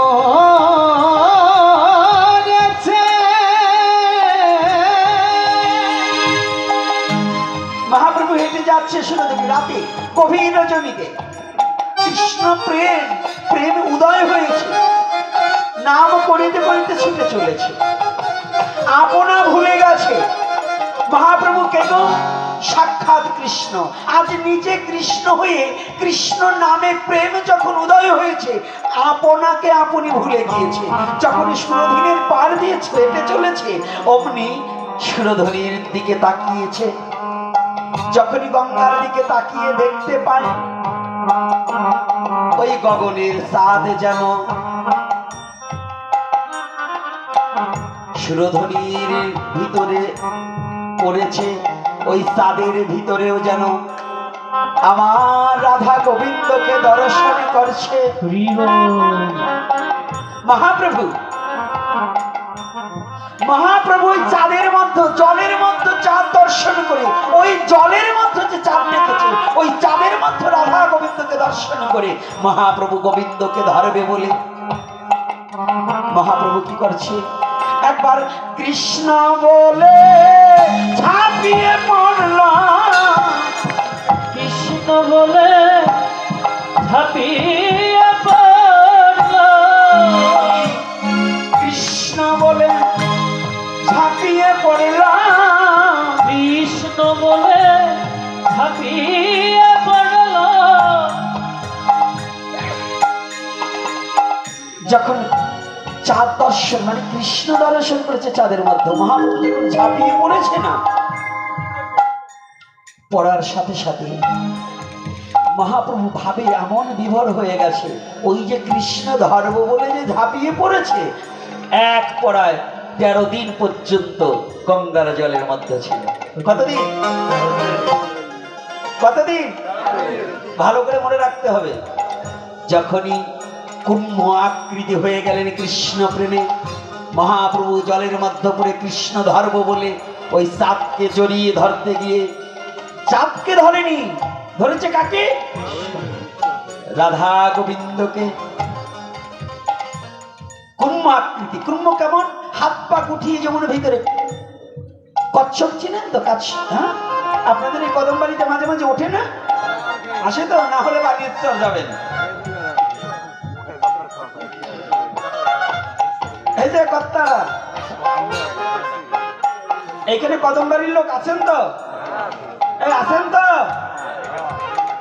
আমাদের এই বৃহত্তম ফরিদপুরের একটা গর্ব হচ্ছে শ্রদ্ধাভাজন মহামানব ক্ষণজন্মা মহাপুরুষ গণেশ পাগল। ইনি হচ্ছে বৃহত্তম ফরিদপুরের একটা গর্ব। কিন্তু আমি আপনাদের প্রতি একটু মনক্ষুণ্ণ। এই মনক্ষুণ্ণটা যারাই আপনার ফুলবাড়ি নিবাসী এবং কদমবাড়ি নিবাসী এই আশেপাশে যে ভক্তরা আছেন, আপনাদের একটা জিনিস করা উচিত। এত বড় একটা মহাপুরুষের মেলায়, এই মেলায় মুরগির মাংস, শুয়োরের মাংস, কাচ্ছপের মাংস, খাসির মাংস হোটেল দিয়ে যে এই যে ব্যবসা শুরু করছেন আপনারা, এবং যা এই হাত মাপা গছ মাপা টাকা নিচ্ছেন, এ ধর্ম হচ্ছেন আর অধর্ম। কয় পুরুষ খাবেন? শেষ হয়ে যাবে, থাকবে না বেশি দিন। কারণ এই অন্যায় অত্যাচার যখন শুরু হয় তখন মহাপুরুষ সেখানে থাকে না। আমার চোখে দেখতে পারেন বা না পারেন, সত্যি কথাটা বলে দিয়ে গেলাম। অর্থাৎ যদি আমার এই সিদ্ধ পীঠটা, এটা আমাদের অহংকার, গর্ব, হাজার হাজার লাখ লাখ লোক এসে সাধুগুরু বৈষ্ণব যেখানে মেলা, মিলন মেলা মিলায়, এখানে অন্তত আপনাদের একটু আইন করা উচিত যে ওই দিনটা অন্তত একটু শুদ্ধ খাবার খাওক যারা আসুক। ওই পবিত্র মাটিতে এতগুলো পশু হত্যা না হোক, এইটা আপনাদের প্রতি একটু সবিনয়ে প্রার্থনা করা উচিত। আমিও করি, এটা আপনাদের নলেজে একটু ঢুকানো উচিত। রাধে রাধে। কি কষ্ট পাচ্ছেন নাকি কর্তারা? আর পাইলেও কিছু করবার নাই, তারাই পাবে যারা এই কাজ করে। কথাটা বুঝছেন? এটা উচিত, এটা এই কথাটা ছড়িয়ে যাবে তো, এই জন্যই বইলে গেলাম। এই যে অন্তত 20 খানি ইউটিউবার আসতে আমার বাবারা কয় এই ক্যামেরা বন্ধ করেন। আজকে গোপীনাথকে পাইতেন না ওরা যদি না থাকতো। এই ক্যামেরা কটার দরকার আছে, বুঝতে পারছেন? ওরা প্রচার করছে বিদায় আপনাদের চরণ ধুলি আমি পাওয়ার সৌভাগ্য হয়েছে। হ্যাঁ, এই জন্য ওদের আসলে বকাঝকা না করে, রাগারাগি না করে একটু বলবেন যে বাবা একটু উঁচে কর না একটু নিচে কর, কিন্তু ওদের তাড়াইয়ে দিয়ে, ওদের তাড়ালি পরে পরে পাবেন না। ওরা ছাড়ে বিদায় ঘরে বসেও দেখতে পারেন, তাই না? কি ঘরে বসে দেখতে পারেন কি না? ওরা আছে বিদায় একটু পান, ওরা তো যদি তাড়াই দেন তাই পাবেন কোথায়? এজন্য ওদের তাড়াইয়েন না, ওদের একটু বসার জায়গা করিয়ে দিয়েন, এটা একটু অনুরোধ করি। রাধে রাধে। এইবার দেখুন ইউটিউবার আবার মনে মনে ভাবতেছে, তবে তোমাদেরও বলি তোমরা একটু কায়দা করে বসে বাবা, যেন ভক্তদের কষ্ট হয়। এইবার দেখুন, আর মাঝে মাঝে খালি কৃষ্ণ কথা বললে হবে না, রসের কথা একটু বলতে হবে। এই জন্য কৃষ্ণ কথায় যা চাবি তাই পাবি, কৃষ্ণ কথায় আছে সবই, তুই যাহা চাবি তাহাই পাবি। কি নাই? আবার বৃদ্ধ বনিতা, যে যা চাবি তাই পাবি। এইবার কুম্ভ আকৃতি হয়েছে, মানে কচ্ছপের আকৃতি। কচ্ছপ যেমন হাত পা গুটিয়ে ফেলে, ভগবান গৌর হরি কৃষ্ণকে ধর্ম বলে লম্ফ দিয়ে গঙ্গায় পড়ে কুম্ভ আকৃতি হয়ে গেছে, একেবারে গোলাকার হয়ে গেছে। এই যে কৃষ্ণ প্রেম। আর আমরা তো সাধু হয়েছি, হরে কৃষ্ণ বলি, আবার আমার গার উপরে একজন আসলে পরে আবার কত্তাল দেও বাড়ি মারে। কি এরকম করি কিনা বলেন? আছে না? আবার একটু কেনুতে ঘাই মারি, ওরে সাধু রে। আমার মতো এইরকম হারামজাদা আবার বলে কৃষ্ণ প্রেম, ওরে প্রেম রে। আবার দেখবেন আপনাকে এই যে নামের আসরে না কতগুলো বসে, সামনে এসে দেখবেন আইসে সবার পরে ও 50 জন লোককে পা দিয়ে ডিঙাইতে ডিঙাইতে ও সামনে যেয়ে বসবে। এই সামনে যে 50 জনের ডিঙিয়ে সামনে বসবে, কীর্তন ধরার আগে ও একেবারে হুহুক করে পড়ে, মানে সাইলেন্টে টান দেওয়ার আগে ওর ভাব উঠে গেছে, সাইলেন্টে টান দেওয়ার আগে ওর ভাব উঠে গেছে। তাই দেখবেন তা কুলাকুলি করে কেমন, দেখবেন ওর পাশে যে কত লোক রয়েছে এই কটারে ধরবে না, ওর সাথে যার সাথে ভাব ওই 33 জন ডিঙিয়ে দিয়ে সেইটিরে জড়াই ধরবে, কি করে না? তাই তোমার যদি এতই প্রেম ওঠে তাই পাশের ডালে চোখে দেখো না, এত ভাব উঠলে পাশের ডালে দেখো নাই? ভাব যদি ওঠে ও যে আমার শত্রু না মিত্র, এটা কি ভাবা যায়? এটা কি জ্ঞানে থাকে? এই কথা বলুন, থাকে নাকি? যার কৃষ্ণ প্রেম উদয় হয়, মহাশত্রু যদি সম্মুখে থাকে তাকে কৃষ্ণ জ্ঞানে জড়িয়ে ধরতে হবে, এটাই কৃষ্ণ। এজন্য বলছে কি, জানো না রে ও ভ্রান্ত মন, কিসে কৃষ্ণ ভজন হবে? জানো না রে ও ভ্রান্ত মন, তুমি জানো না রে ও ভ্রান্ত মন, কিসে কৃষ্ণ ভজন হবে?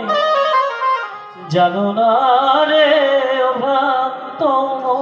ওরে যার সাথে নাই আদান প্রদান, যার সাথে নাই, তোমার যার সাথে নাই আদান প্রদান, তার পূজায় কি মন বসিবে? জানো না রে ও ভ্রান্ত মন, কিসে কৃষ্ণ ভজন হবে? জানো না রে ও ভ্রান্ত মন, কিসে কৃষ্ণ ভজন হবে? জানো না রে, জানো না রে ও ভ্রান্ত মন। যাহার বদন দেখা মাত্র মনে হয় তোর আনন্দ, তাহাকে জড়িয়ে ধরে বলো এই তো আমার গোবিন্দ, এই তো আমার গোবিন্দ। আর যাহার বদন দেখা মাত্র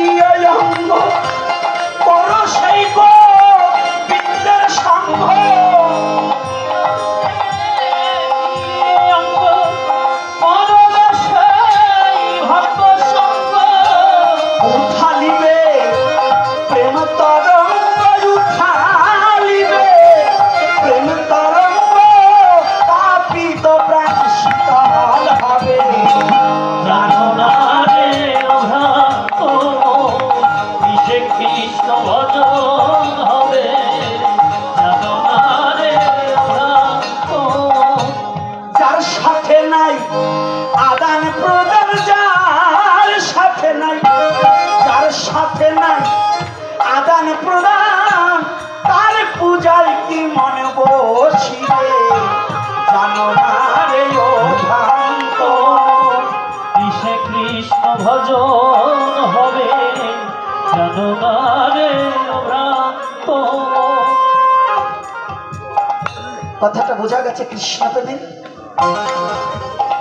এই পথটা রাধা বল্লভের, এই পথটা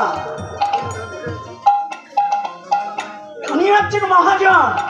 কত বড় কথাটা বলেছে,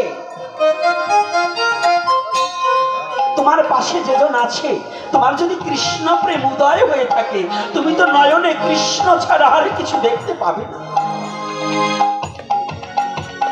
তাহলে তোমার শত্রু নেই, মিত্র নেই, সাধু। এই যে সাধুর স্বভাব, কৃষ্ণ প্রেমের ভাব, শত্রু পর্যন্ত মিত্র হয়ে যায় যদি কারো হৃদয়ে একবার কৃষ্ণ প্রেমের উদয় হয়। হরিবল হরিবল। যার হৃদয়ে মাঝে একবার কৃষ্ণ প্রেম উদয় হয়ে যায়, এই বিশ্ব জগৎ তার কাছে আপন হয়ে যায়।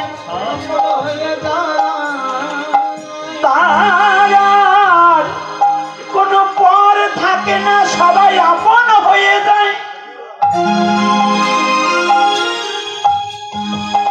কি বাবা, পর থাকে নাকি সাধু বাবা? আপন হয় না?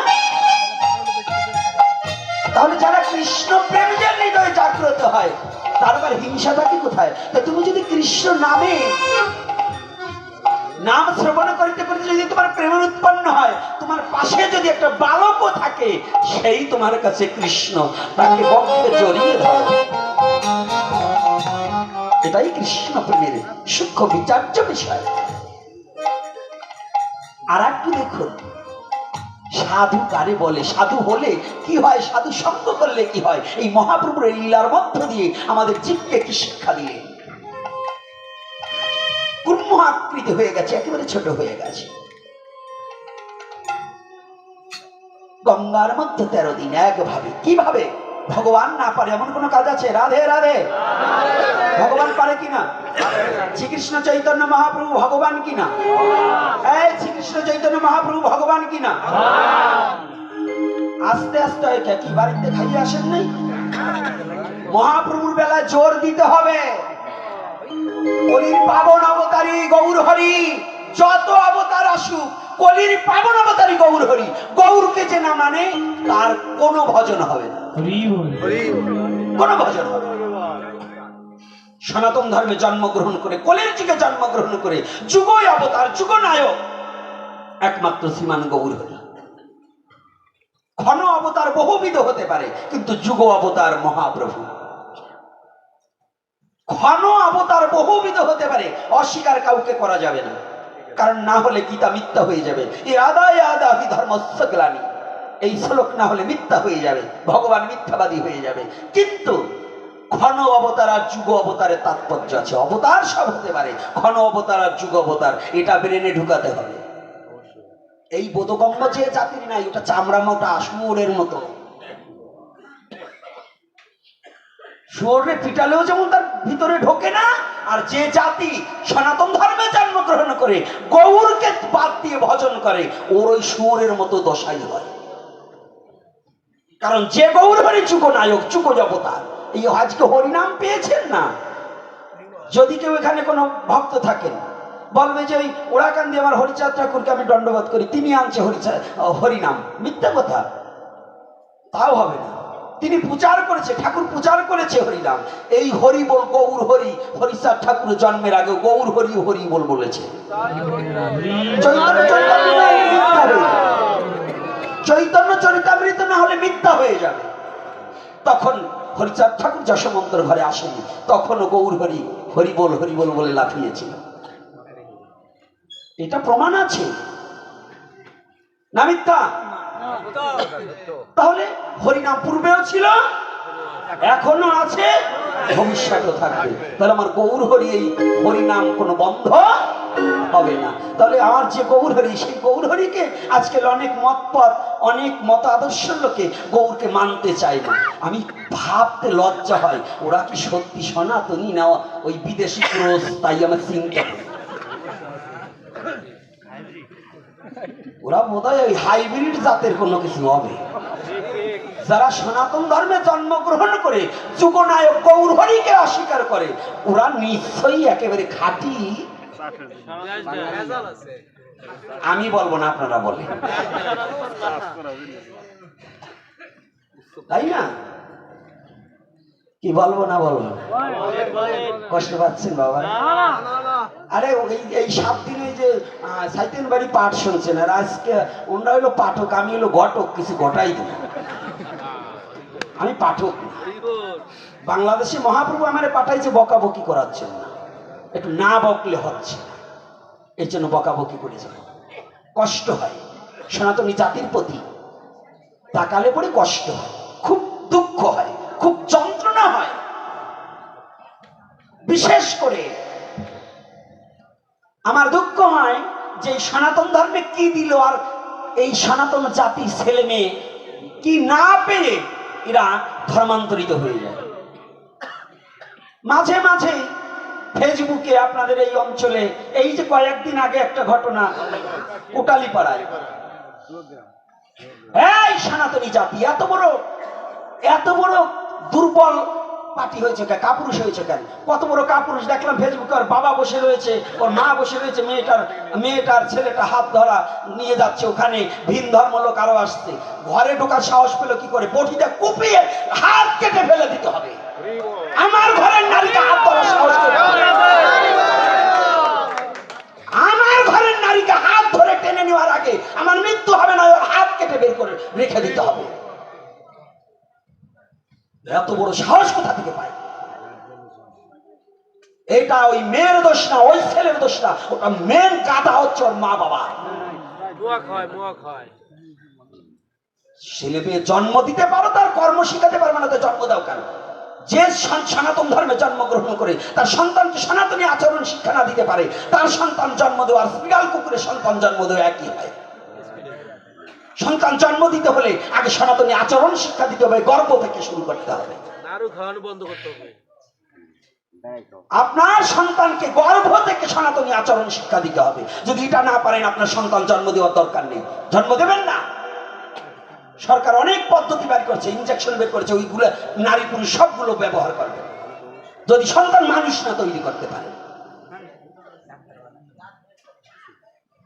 গর্ভ থেকে সন্তানকে শিক্ষা দিতে হবে। গর্ভ থেকে কি? সনাতনী আচরণ। সনাতনী নারীরা আজকাল সনাতনী শিক্ষা ভুলে গেছে। গর্ভে সন্তান আসার সাথে সাথে গীতা ভাগবত শ্রবণ করতে হবে। যে শিক্ষিত মা তার অধ্যয়ন করতে হবে। শিক্ষিত বাবা হলে তার প্রতিদিন তার স্ত্রীর কাছে বসে হরিকথা বলতে হবে। মাংস খাওয়া বন্ধ করান, স্বাদ ভক্ষণে মৎস্য দেওয়া বন্ধ করুন। এই এখন উঠানামা কেন? এখন একটা মা উঠবে না, আর এখন ব্রেনটা একটু অন্যরকম আছে। হরি কথা বলবো পরে, আগে এগুলো না বলে ছাড়বো না। কি কষ্ট পাচ্ছেন নাকি? ভাবেন নাকি গোসাইয়ের কথা বলে কেন? এটা গর্ভ থেকে শুরু করবেন সনাতনী আচরণ শিক্ষা, না হলে ভাগবত দিয়ে লাভ নেই, নাম দিয়ে কোনো লাভ নেই। যে বাড়িতে নাম হচ্ছে, এই বাড়ি যদি মুরগি পোষা হয়, এই বাড়ি যদি বিবাহতে পশু হত্যা হয়, এই বাড়িতে নামযোগ্য দেওয়া না দেওয়া সমান কথা। যে বাড়িতে মহানাম পবিত্র হবে, এই বাড়িতে কোনো বিবাহতে কোনো পশু হত্যা করা বৈধ নয়, কারণ এটা বৃন্দাবন ধাম। আর এই বৃন্দাবনে পশু হত্যা করা মানে কি আপনার অপরাধ টেনে আনা। রাগ করবে না, অসীম বাবু যেন আবার কিছু ভাবে না, আর ভাবলেও কিছু করবার নাই, না আগামীতে নিমন্ত্রণ করবে না, তাতে কি হয়েছে? যে সময় আমি আসিনি তখন ভাত জোটে নাই। সত্যি কথা বলতে কি ভয় পাবো নাকি? গান বেরিয়ে আইসি থাইতে কি ভয় পাবো নাকি? এই জন্য সত্যি কথা বলি দেবো, সাবধান। সনাতনী আচরণ শিক্ষা দিতে হবে আপনার প্রত্যেকটা ছেলে মেয়েকে, না হলে ওই রকম অবস্থা হবে। আর সনাতনী ছেলে মেয়েদের সাহস রাখতে হবে। আমার ঘরের ভিতর ভিন জাতি একজন ভালোবাসায় আসতে পারে, কোনো আপত্তি নাই। আমার মেয়েকে আমার স্ত্রীর গায়ে হাত দেওয়ার মতো যোগ্যতা কার আছে? হাতটা কেটে রেখে দিতে হবে, হাতের কাছে যা পাবে। এই শক্তি এবং এই সাহস নিয়ে পথ চলবে। হে মায়েরা, একটা কথা জেনে রাখবে, নিজের সম্মানকে, নিজেকে অস্তিত্ব রক্ষা করতে হলে অস্ত্র হাতে নিতে হলেও নিতে হবে, দা বটি যা আছে তাই হাতে নিবে। কারণ তবু নিজের সম্মান রক্ষা করতে হবে। আপনাদেরও দোষ আছে, রাস্তাঘাটে আপনারা বেপরোয়া হয়ে বেড়াবেন না। ধর্ম পরে, আগে নিজের আচরণ না ঠিক করলে কোনো ধর্মে কাজ হবে না। আগে আচরণটাকে পরিবর্তন করতে হবে। এজন্য আপনি যে ধর্মে জন্মগ্রহণ করেছেন, খালি কৃষ্ণের হাতে বাঁশি দেখে না, তুরু তুরু করে বাজাইয়ে খালি প্রেম শিখেন না। ওই কৃষ্ণের হাতে বাঁশি আর ওই কালীর হাতে আছে অসি। কি সাধু বাবার আছে নাকি? এই অসি কান, দেবতাদের হাতে অস্ত্র কান, হ্যাঁ অস্ত্র কান। অসুরকে খালি মা সাজলে হবে না, সময় সময় ডাকিনিও সাজতে হবে। কি কালী সাজতে হবে না? সনাতন ধর্মের নারীকে যত উন্নত স্থান দিয়েছে পৃথিবীর কোন ধর্ম নারীকে এত সম্মানের জায়গা দেয়নি। নারীকে দেবীর সাথে তুলনা করা হয়েছে। যা দেবী সর্বভূতেষু মাতৃরূপেণ সংস্থিতা নমতস্যৈ নমতস্যৈ নমতস্যৈ নমো নমঃ। হে নারী, ভুলে যেও না, তোমাকে দেবীর সাথে তুলনা করা হয়েছে। আর সেই সনাতন ধর্মের আজ ছেলে মেয়েরা ধর্মান্তরিত, মেয়েরা ধর্মান্তরিত হচ্ছে। এই মেয়েগুলো কি পাচ্ছে? শুধু ওরা ভুলে যাচ্ছে ওর দেহটাকে কুকুরের মতো ছিঁড়ে খাওয়ার জন্য ভিন ধর্মের লোকেরা কামাতুর, কাম চরিত্র, কাম বাসনা মিটাইবার নিমিত্তে তোকে লাভ জিহাদের প্রলোভন দিয়ে ভালোবেসে তোকে ঘরে নেবে, কিন্তু কুকুরের মতো ছিঁড়ে ছিঁড়ে খাবে, কোনোদিন সম্মান দেবে না। আর যদি সম্মান পেতে চাস, এই সনাতন ধর্মের মেথরের ছেলেকেও যদি বিবাহ করতে পারিস, তাতেও তোর জীবন ধন্য।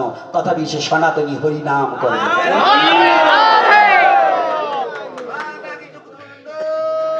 তবু সে সনাতনী। আমি হরিকথাকে বিশ্রাম রেখে এই কথা বলে দিচ্ছি। এজন্য প্রত্যেকটা যুবক যুবতী আপনাদের এখানে অ্যালার্ট থাকতে হবে। এবং প্রত্যেকটা মেম্বার, চেয়ারম্যান থেকে যারা এখানে গুণীজন জ্ঞানীজন আসছেন, আপনার বাড়ির, আপনার গ্রামের সম্মান আপনার রক্ষা করার দায়িত্ব। এইটা যদি আপনারা না পারেন, তাহলে আপনারা শাখা সিঁদুর পরে হিজড়া হয়ে করতে হবে। যদি নিজের জাতিকে রক্ষা না করতে শিখেন, তাহলে আপনি কি মানুষ হয়েছেন? নিজের জাতিকে রক্ষা করবার জন্য এগিয়ে আসতে হবে। তবে কোন ধর্মের নিন্দা মন্দ করা যাবে না। আমরা কাউকে নিন্দা, আমাদের সনাতন ধর্ম কাউকে নিন্দা শিখায়নি। এটা আমাদের কোনো শিক্ষণীয় বিষয়বস্তু নয়। সনাতন একটা পবিত্র ধর্ম, যে ধর্মে কাউকে নিন্দা করা শিক্ষা দেয় না। পরিষ্কার কথা। আর কৃষ্ণপ্রেমের এই কথাটা বলার আগে এটা বলে নিলাম। এটা বললাম কেন? আমার জন্য না। আমার জন্য বলেছি? এটা কার জন্য? আমার জাতির জন্য, আমার সমাজের জন্য, আমার ধর্মের জন্য। কেঁদে কোনো লাভ নেই। আপনি এখানে কৃষ্ণ বলে গড়াগড়ি দেবেন, আপনার মেয়ে ভিন ধর্ম গ্রহণ করবে, অন্য ছেলের সাথে চলে যাবে, আপনার এই কেঁদে কোনো লাভ হবে না। ওই কান্নাকাটি বন্ধ করে আগে নিজের ঘর সামলাতে হবে। যে নারী এখানে এসে কোলাকুলি দেন, নিজের স্বামীরে প্রণাম করতে জানেন না, উনি ভাগবতে আসবেন না। যে ছেলে তার মা বাবাকে প্রণাম করতে পারেন না, আমাকে প্রণাম করবার আসেন, জীবনে আমাকে প্রণাম করবেন না। কারণ তোমার মা বাবাকে প্রণাম করতে শেখনি। তুমি যদি তোমার পিতার প্রতি শ্রদ্ধা না করতে পারো, তুমি একজন বৈষ্ণবের প্রতি কি করে শ্রদ্ধা করবে? অর্থাৎ তোমার গোড়াই গলত। রাধে রাধে। কি কষ্ট পাচ্ছেন মা? নাকি এবার বকাবকি করবেন? আর বকলেও আমি শুনবো না। এইদিকে তাকাও মা। এখন আর ওই মোবাইলের দিকে, ওই দিক, নিচের দিক তাকাবা না, এখন আমার দিক তাকাবা। এখন আমার দিক তাকাইতে হবে। এখন যে কথাগুলো বলছি, ভাগবতকে এক জায়গায় ভগবানের লীলাকে বিশ্রাম দিয়ে আমি বলছি। কেন? ওখানে দাঁড় করিয়ে রেখে আমি বলছি, এটা আমার আগে দরকার। এইটাকে যদি রক্ষা না করতে পারি, তাহলে এই কৃষ্ণ কথা শুনবে কে আর করবে কে? কে করবে? আগে এটার প্রয়োজন। আগে আমার জাতির ভুলগুলাকে সংশোধন করতে হবে। সাবধান, যারা ব্যবসা করেন, আপনার বাড়িতে যুবতী স্ত্রী, যুবতী মেয়ে, যুবতী ভাইজি, যুবতী বোন থাকলে ভিন ধর্মের কোন ছেলেকে বাড়িতে ভাত নিতেও পাঠাবেন না। ভাত নিতেও পাঠাবেন না। আজকে আপনার মেয়ে ভাত দেবে, ওই টিফিন করে বাটি দরবার যাবে, 3 দিনের দিন হাতে একটা টিপ মারবে, 4 দিনের দিন নাম্বার দেবে, 5 দিনের দিন হ্যালো হ্যালো হ্যালো, ওই যে জম্বের যাওয়া চলিয়ে গেল। কথাটা বোঝেন নাই? এর স্যার বাংলা আমি বলতে পারবো। এতেও যদি এই চামড়া মোটা জাতের বোধ না হয়, তার এই জন্মে আর হবে না।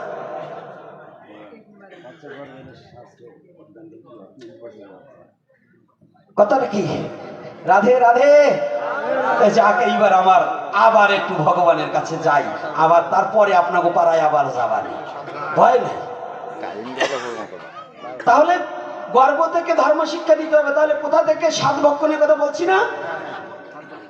সনাতন ধর্মে একটা বাচ্চা নেওয়ার দিনক্ষণ পর্যন্ত আছে, আছে কিনা? পঞ্জিকায় কি আছে? পঞ্জিকায় কি আছে? গর্ভধারণ বিধি আছে কিনা? সাধুরা পাবলিকে নয় না জানে, সাধুরা জানেন না। জানবো কি করে? সে কয়টা ওর কাম আগে হয়, তুই যাইয়ে লাভ কি?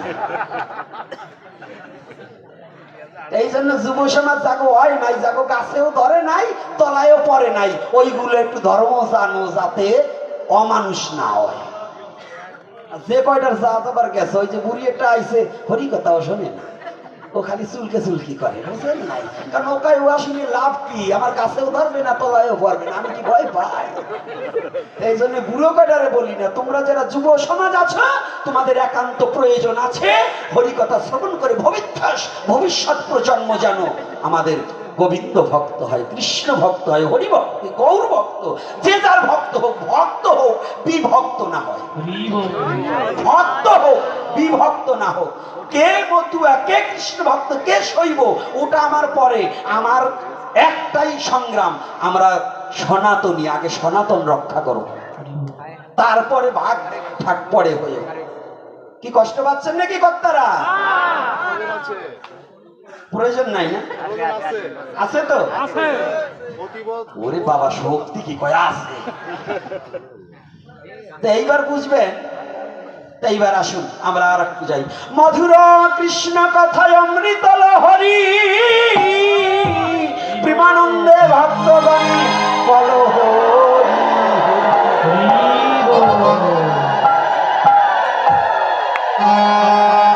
মোবাইলটা কার কাছে? মোবাইলটা কার কাছে?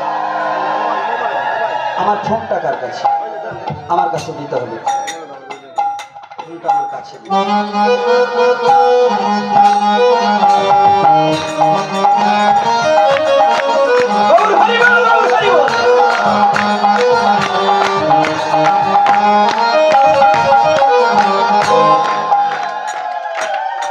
গৌর হরি কুম্ভ আকৃতি হয়ে গেছে, হাত পা গুটিয়ে নিয়ে বসে আছেন। কতদিন?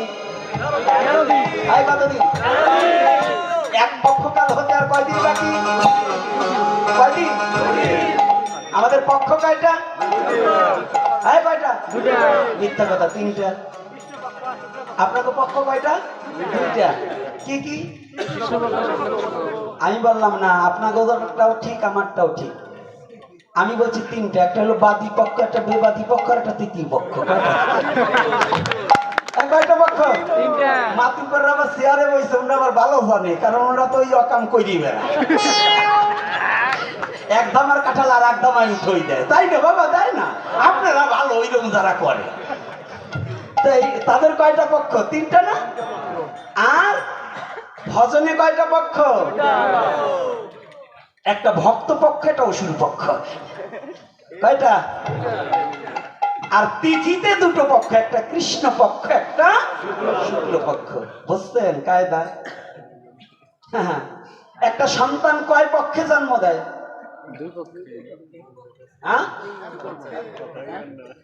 একটা সন্তান কয় পক্ষে জন্ম দেয়? মিথ্যা কথা, 3 পক্ষে। মা, বাবা, ভগবান। পক্ষ কয়টা? তাহলে আমি যে বললাম তৃতীয় পক্ষ, আপনারা তো মানলেন না সেই সময়, একটু মনে মনে হাসছেন। এইবার বিচার করেন সনাতন ধর্ম কি দিতে পারে, একটু বুঝবেন। সনাতন ধর্মে কি আছে বুঝুন।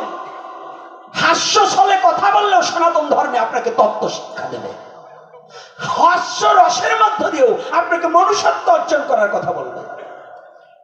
সনাতন ধর্ম এমন একটা ধর্ম, হাসতে হাসতেও যদি সনাতন ধর্মের কথা বলা হয়, তাতেও জীবের মঙ্গল হবে। হাস্য রসের মধ্য দিয়ে সনাতন ধর্মের কথা বললে তাতেও জীবে কি হবে বাবা? মঙ্গল হবে কিনা? এই যে বললাম তৃতীয় পক্ষ, তাহলে কয়টা পক্ষ? আমার জন্ম কয় পক্ষে? 3 পক্ষে। মা, বাবা আর পরম গুরু। মার 4, বাবার 4, আর গুরুর দেওয়া 10। এই 18 মুকাম তত্ত্বে ফিরে মহারস। তাহলে কয়জনে জন্ম দিয়েছে আমাকে? খালি 2 জনে পারে? মা বাবা এখানে কত বন্দা মা বাবা আছে, তারা কত চেষ্টা করে, তাদের সন্তান হয় না, কারণ অর্থাৎ আর একজন আছে, সে চায় না তাই হয় না। সে যদি চাইতো তাহলে হইতো, তাহলে দুজনের চেষ্টা সন্তান আসে না। তাহলে সে কে? তিনি হচ্ছে আমার অনাবিরাদি গোবিন্দ। তিনি কে? গোবিন্দ। তাই আমার আজকে ভগবান গৌর হরি তিনি কুম্ভ আকৃতি হয়ে বসে আছে, মাত্র আর 2 দিন বাকি। এদিকে সমস্ত ভক্তগণ পাগল হয়ে গেছে, গৌরকে কোথাও পাওয়া যায় না। যারা আমার গৌরকে ভালোবেসেছে, যারা গৌর চরণে দেহ মনে সুপে দিয়েছে, যারা গৌর বিনে কিছু জানে না, যারা গৌর বিনে কিছু বোঝে না,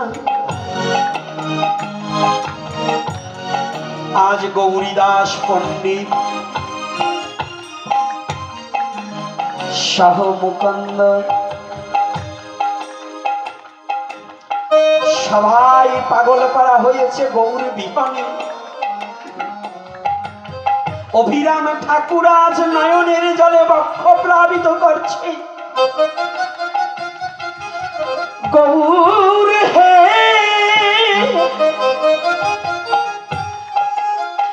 আর কি তোমার দেখা পাবো না, আর কি জীবনে তোমার সঙ্গ পাবো না।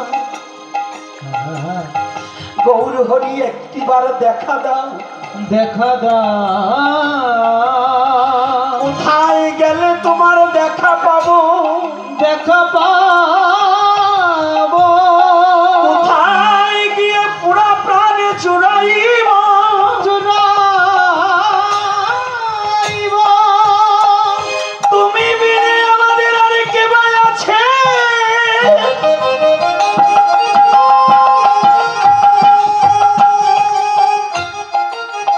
গৌর বলে কাঁদছি,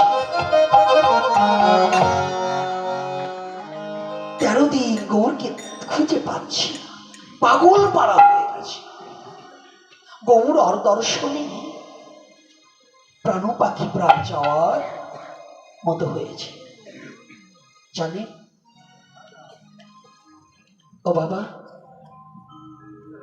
পৃথিবীতে রায় রামানন্দ আর মহাপ্রভু সাধ্যের নির্ণয়ে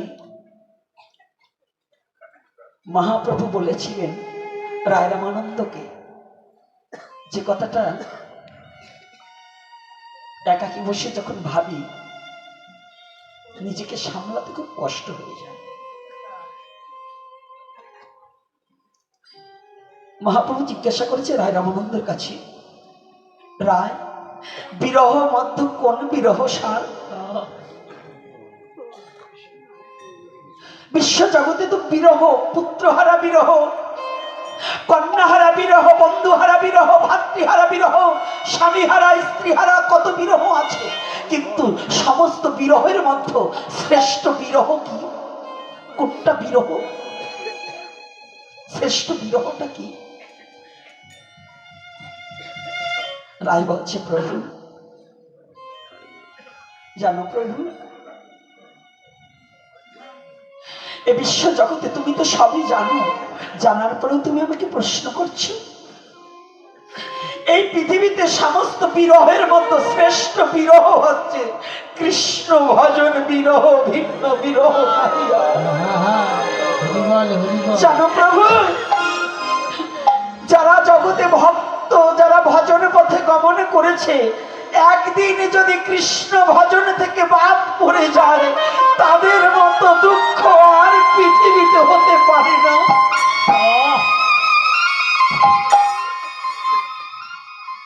জানো প্রভু, এ বিশ্ব জগতে যারা চিরজন্মের মতো ভগবানকে ভালোবেসেছে, পৃথিবীর সব ভুলে যেতে পারে, কিন্তু ভগবানকে ভোলা যায় না।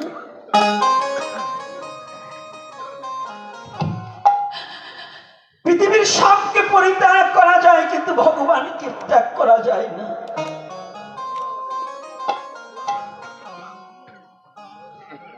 হরিদাস যেমন বলেছিলেন গৌর হরিকে, গৌর হরি বলেছিল, হরিদাস তুমি তো আমার কাছে কিছু চেয়ে নিলে না, তুমি তো সারা জীবন ভরে কত যন্ত্রণা সহ্য করলে, কত ঘাত প্রতিঘাতের মধ্য দিয়ে হরিনাম প্রচার করলে, তুমি তো কোনোদিন আমার কাছে কিছু চাওনি বাবা। বলেছে গৌর হরি, এ জগতে বলো আমি তোমার কাছে আর কি চাইব?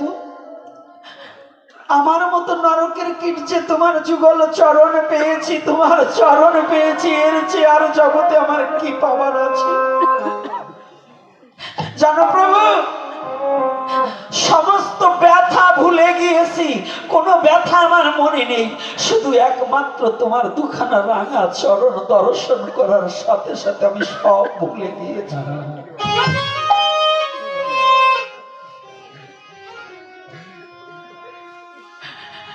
আজকে গৌরকে হারা হয়ে তেমন অভিরাম ঠাকুর কাঁদছে। গৌর হরি, যেদিন হতে বুঝতে শিখেছি, সেদিন হতে যেদিন হতে তোমার সঙ্গ পেয়েছি, তোমার সঙ্গ বিনে তো আর আমরা সঙ্গ ছাড়া হতে চাইনি।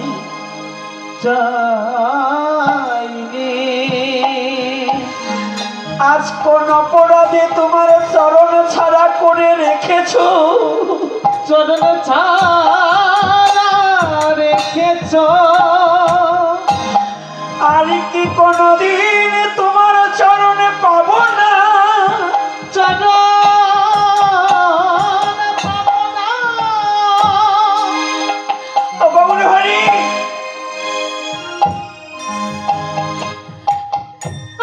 যেদিন হতে তোমার চরণ দর্শন করেছিলাম, ভেবেছিলাম একমাত্র এতদিন পরে প্রাণ জুড়াইবার একটা জায়গা পেয়েছি, আজকে তাও হারা হয়ে গেল।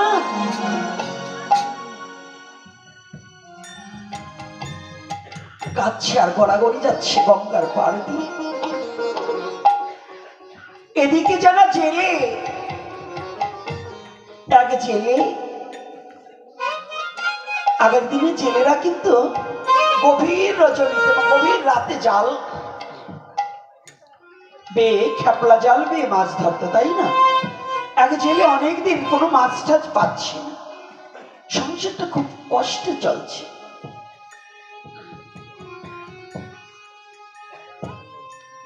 আজকে গভীর রজনীতে গিয়ে ওই গঙ্গায় জাল খেওয়াতে গিয়ে আমার গৌরী ঠিক ওই নাম করছে, আর কৃষ্ণকে ওই যে কৃষ্ণ ভেবে যে জড়িয়ে ধরে ওই কুম্ভাকৃত হয়ে 13 দিন পর্যন্ত গঙ্গার মধ্যে চুপ করে বসে আছে নামে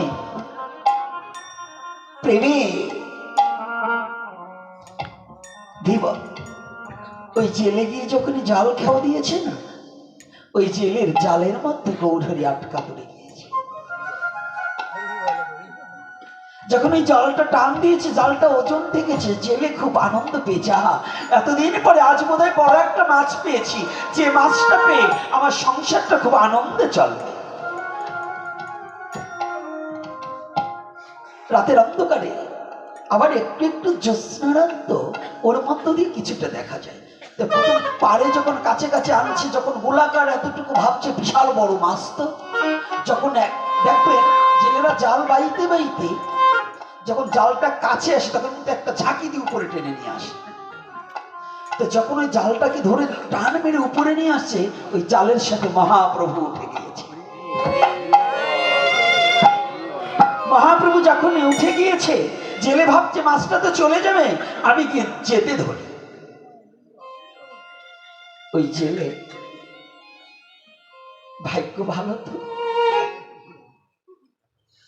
গৌরের কৃপা যার প্রতি হয়।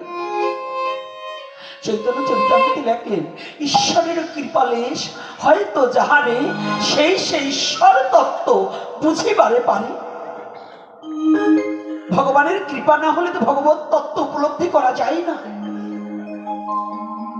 যখনই গৌরহরিকে উপরে যেতে ধরেছে, যখনই ওই ধীবরে গিয়ে, যখনই ওই জেলে গিয়ে, যখনই মহাপ্রভুর অঙ্গ পরশ করেছে, হাতি দেখতে পায় মাছ না, তো চুপকে উঠেছে। কি কি গো?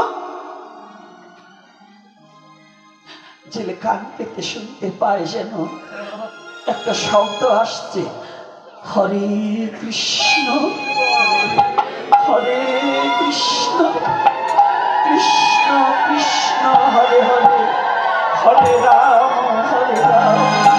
রাম রাম হরে হরে। কি শব্দ গো? আমি তো কোনোদিন এমন শব্দ শুনিনি। ছেলে আবার গিয়ে যখনই কাছে গিয়েছে, এখন দেখতে পাই না না না, জেলে যখনই আবার পরশ করেছে, দুবারে যখনই গৌরহরির অঙ্গ পরশ করার সাথে সাথে জেলের কুবৃত্ত বাসনা দুর্বৃত হয়ে গিয়ে শুদ্ধ কৃষ্ণ প্রেমের সঞ্চার হয়ে গেছে।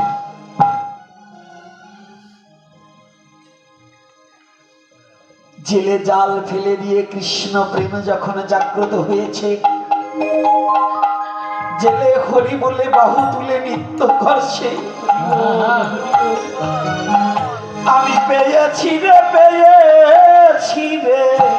মধুর হরিনা, আমি পেয়েছি রে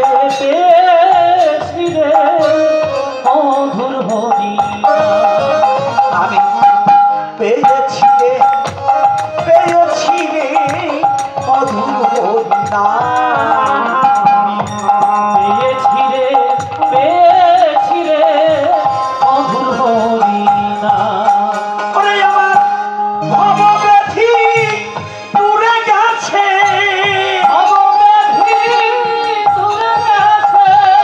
ভবব্যাধি দূরে গেছে, পেয়েছি রে প্রাণহারা, পেয়েছি রে রাধে। পেয়েছি রে মধুর হরিনা। আমি পেয়েছি। নাচছে, নাচতে নাচতে যাচ্ছে আর হরিনাম করছে। আঙিনায় যখনই গিয়েছে, স্ত্রী বেরিয়েছে, একে তো ভূতে ধরেছে। আরে জাল ফেলে আসলো কই? আমরা আজ কত কষ্টে খাচ্ছি, আর জাল ফেলে দিয়ে হরিবোল করে লাফাচ্ছে, তাহলে ভূতে ধরেছে। এসে জেলেকে বলছে, এই তুমি কি, হ্যাঁ তোমাকে কি ভূতে ধরেছে? তুমি হরিনামে বলছো কেন? ওই ধীবরকে যে ধরছে সেই যেন কৃষ্ণ প্রেমে পাগল হয়ে যাচ্ছে। এই যে সাধু সঙ্গের গুণ, কৃষ্ণ প্রেমের গুণ, যে ধরছে সেই যেন পাগল হয়ে যাচ্ছে। সবাই নাচছে। এদিকে অভিরাম ঠাকুর, আমার মহাপ্রভুর পার্শ্বদী যারা গৌরকে হারিয়ে কাঁদছে, যারা যেই জনে ভজে কৃষ্ণ সে বড় চতুর, তারা বুঝতে পারলেন নাকি এই নাম ওরা কোথায় পেল? নিশ্চয়ই আজকে আমরা গৌরকে 13 দিন যাবত পাচ্ছি না, কোথায়? ধীবরকে এসে বলছে, এ ভাই তুমি যে হরিনাম পেয়েছো কোথা থেকে গো? কোথা থেকে পেয়েছো? বলছি ভাই তার বলো না, আমি আজ না সুপ্রভাতে গঙ্গার ঘাটে গিয়ে যখনই জাল খাওয়া মেরেছিলাম, ওরে কে যেন আমি অন্ধকারে দেখতে পাইনি, কিন্তু আমার জালেই উঠেছে, তাকে পরশ করার সাথে সাথেই আমার এই অবস্থা হয়েছে। তাকে পরশ করার সাথে সাথে আমার কি হয়েছে? আমার হরিনামে হ্যাঁ প্রেম উঠেছে। হ্যাঁ, অভিরাম ঠাকুর বুঝতে পারলেন, ভাই চল তো কোথায়? গঙ্গার ঘাটে নিয়ে গেলেন ধীবর। যখনই গিয়ে দেখতে পায়, দূর হতে অভিরাম ঠাকুর তাকিয়ে দেখতে পায় আমার গৌর হরি নাম করছে। গিয়ে সবাই মিলে গৌর হরিকে যখনই তুলেছে, যখনই ভক্তির পরশ পেয়েছে, এইবার মহাপ্রভু বাহ্যক জ্ঞান ফিরে এসে বলছে, কই গো আমার কৃষ্ণ কই? এত সময় কিন্তু কৃষ্ণ কোলের মধ্যে রেখেছিল, রাধে মুখের মধ্যে জড়িয়ে ধরে রেখেছিল কৃষ্ণকে। এটা কৃষ্ণ প্রেম, এটা কৃষ্ণ প্রেম। হ্যাঁ, এটাকে বুঝতে হবে, এটাকে বুঝতে হবে। কথাটা বুঝতে পেরেছি কি? রাধে রাধে। এইবার ওই যে বলেছিল যে তুমি কখন সাধু হয়েছে তুমি নিজেই জানো না। তাহলে সাধু সঙ্গ করলে, যে সাধু সঙ্গ করে সে সাধু কে হয়েছে সে জানতে পারে, যে সাধুর সঙ্গ করে না সে কোনোদিন জানতে পারে না। এজন্যই শ্রীল সুখদেব গোস্বামী বলছেন সাধু সাধু সাধু। অর্থাৎ তুমি এমন সাধু হয়েছো যে তোমার কর্তব্য কর্মের কথাটা তুমি জানতে চেয়েছো। তাহলে কর্তব্য কর্ম করাটাই আমাদের ধর্ম, নাকি বাবা? প্রত্যেকের একটা কর্তব্য কর্ম আছে না? যাক, আর দীর্ঘায়ু করবো না, আজকে একটু হরিনাম হবে। আর নামের আগে যে এইবার একটু লোভের কথাও বলি, লাভের কথাও বলি। ভাগবত শ্রবণ করলে দক্ষিণা দিতে হয়, দিতে হয় না? যদি বলেন টাকা নেই, টাকার প্রয়োজন নেই, একটা তুলসীর পাতা আর না হয় একটা পুষ্প দিতে হবে টাকা না থাকলে। কিন্তু পকেটে টাকা থাকলে ঠকাবেন কেন, নাকি? আর শুধু ভক্তজন, প্রসাদের ব্যবস্থা আছে, প্রসাদ না পেয়ে কেউ যাবেন না।